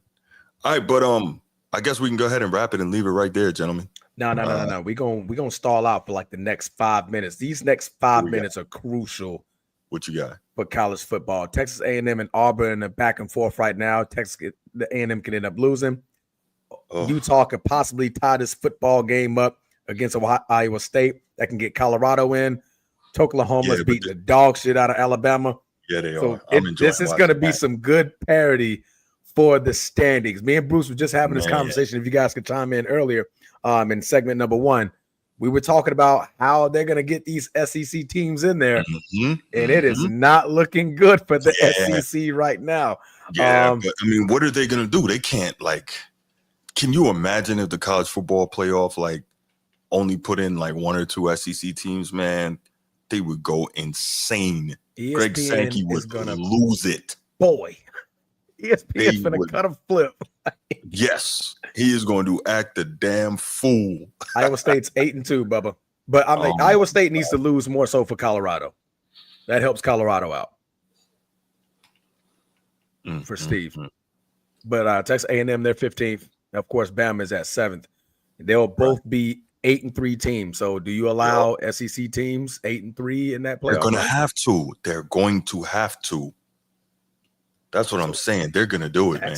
That's going to be funny, man. Yeah, there's no way they can get away with not having at least 3 SEC teams in this playoff. There's no way. No way. They can't. 3? That's tough. That's tough. I mean, they could get there. Let me see Tulane, Arizona State. Yeah, because Arizona State's on drop. If anything, it'll be Bama. Ooh, Bama. I mean, will it be Bama? Bama, Georgia. I mean, because they're gonna try to keep Bama in there, man. They getting Bama's not gonna 5-5 team right now, though. How do you justify that? Put them at 12. That's how they gonna do it. I understand what you're saying, but how do you justify? I agree, though. I agree, but jeez. The SEC will find a way. When there's a they will find a way. You're 100% right. When there's a will, there's a way. They will find a way. Some folks in the office said, "Hey, man, we ain't got no rules out yet, right? Okay, cool." Alabama's in there at number 12. Yeah, man. This 12-team playoff. This is the best thing to happen in college football. This is fantastic. This is, man. It's exciting. Yeah, Bama definitely lost. I mean, Oklahoma about to score again. Yeah, I like it. That's ugly. This is gonna be an ugly loss for them against Oklahoma, bro. Y'all got cooked by Oklahoma and 1-5 in conference, and they're getting smacked around. Texas A&M just scored. I forgot about Tennessee. Good call, Steve.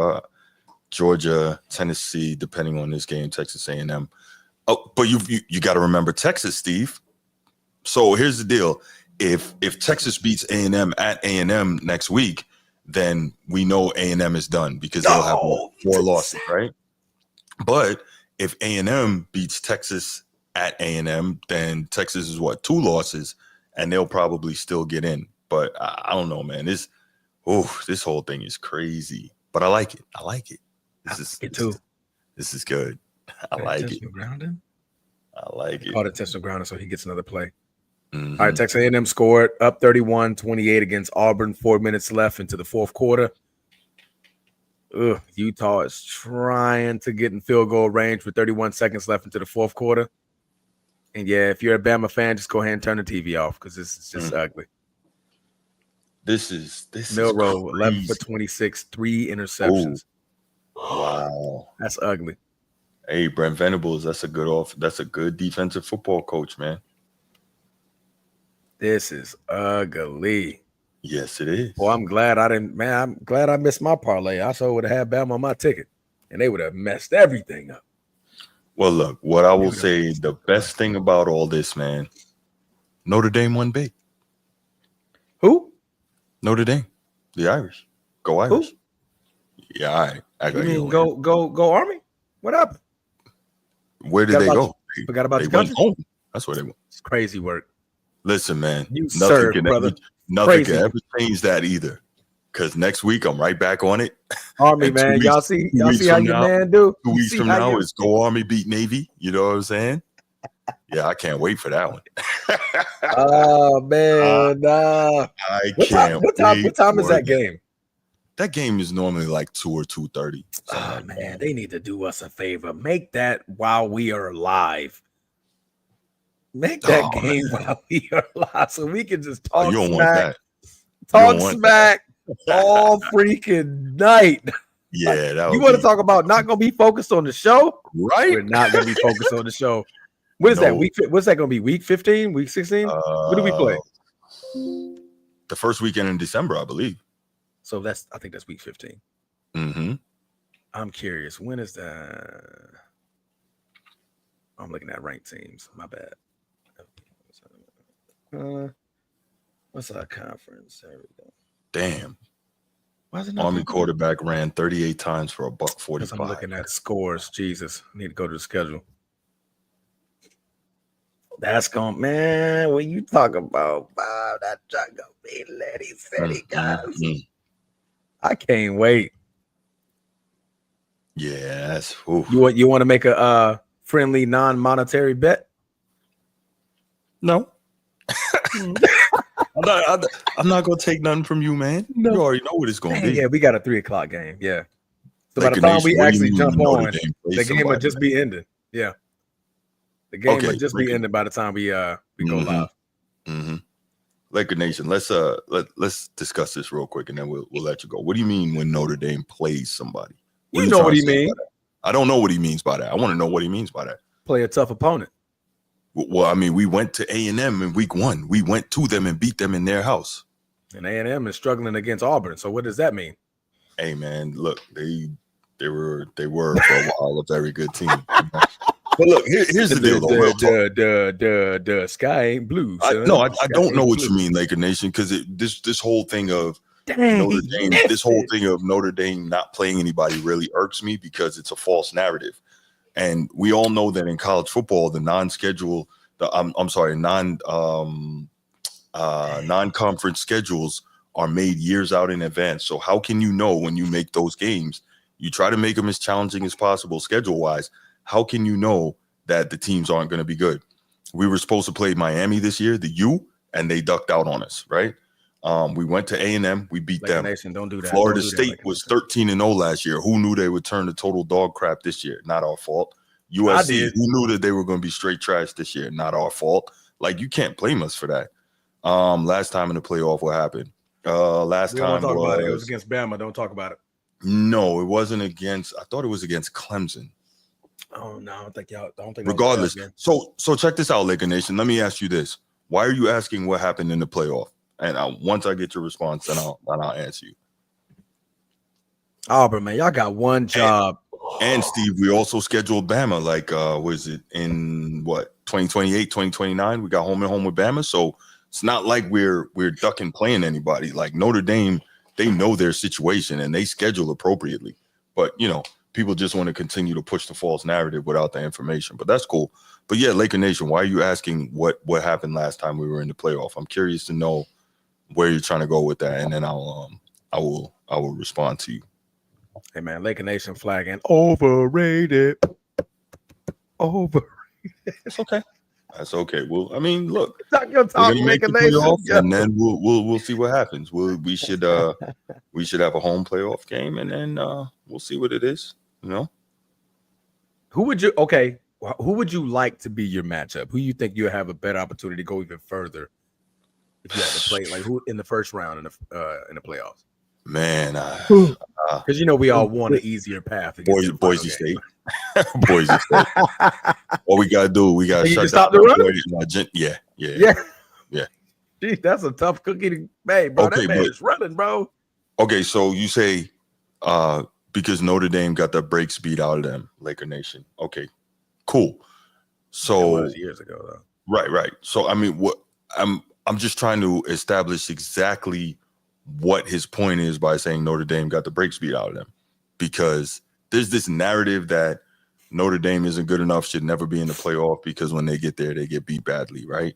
But the funny thing about that is Notre Dame doesn't even have one of the top 5 worst playoff losses in college football playoff history. But somehow when they talk about teams getting blown out in the playoff, it's always Notre Dame that comes up. You notice that? But they don't even have one of the top 5 worst losses. Very interesting how that works. See what I'm saying? People like to push narratives without the information. So, something to think about. So we got beat. I want to say we got beat by Bama in ugly. When Trevor Lawrence was a freshman, right? They beat us by 27 points, right? Yeah. And Clemson, Clemson. Regardless, we got smoked, right, by about 27. I can't remember if it was Clemson or Bama. It was Bama. Talking about the national championship game, right? No. You going way back. I'm talking about a college football playoff. Okay, I got you. That national championship game was terrible. 2012. 42-14. I remember I was in Korea at the time, but anyway, that's a whole different story. But the point I'm trying to make is what's his name? Exactly, Steve. Exactly. I was getting there. Yes, right. Oregon beat defending champ Florida State in what was that? That was the first playoff. Put 62 on them. Nobody talks about that. Okay, there you go. There you go, Steve. So it was Bama in the Final Four game. We got beat by Bama by 27 points, right? But the funny thing is Clemson went and beat Bama by 28. But yet people only talk about Notre Dame getting smoked. Why? You see what I'm saying? Why? This is what I talk about. You can say what you want about Notre Dame, and I will be the first to stand up and say, hey, we have not been good enough to get the job done and win a national championship. That's fine. But don't come to me with the false narratives. I will destroy that. Don't do it. It's because the teams that you're mentioning all have natties. No, I get it. I'm just saying maybe. I'm not agreeing with what they're saying, but and that would be a fair argument. It would. But what I'm saying is, don't come talking to us about how we get smoked in the playoffs when there's a lot of people got smoked worse than we did. That's all I'm saying. So Steve says it's because Notre Dame is independent. They crap on the fact that we aren't in a conference. So let me smash that one too. Anybody that says they hate Notre Dame but beefs that Notre Dame isn't in a conference is a freaking moron whose brain doesn't process information properly. Why? Because Notre Dame not being in a conference puts them in a position which they well know and accepted that no matter what they do during the regular season, they cannot be seeded any higher than 5th. Cannot be seeded any higher than 5th in the college football playoff. What does that mean? It makes it harder for Notre Dame to win a championship, but it's constantly join a conference. Are y'all people not bright? Like, seriously, what is wrong with y'all? Join a conference, this, that, and the third. Stop it, okay? Because if you really hate us so much, you would want it to continue to be hard for us to win, which it is. And we're okay with that. We accept it, and we're going to continue to build our program, but don't be dumb. Don't be dumb. So we can have this argument, but anybody who brings that to me is going to get dismantled. Plain and simple.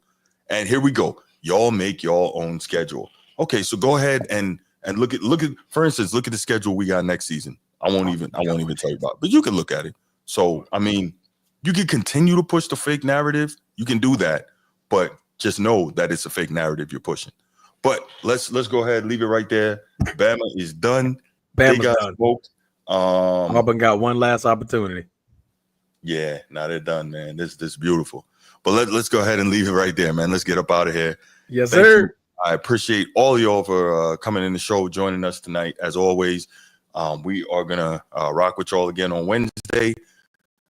Make sure you hit that like and subscribe. Make sure you hit that share if you haven't already. Appreciate it. Have a great night, and we out. Peace. Peace.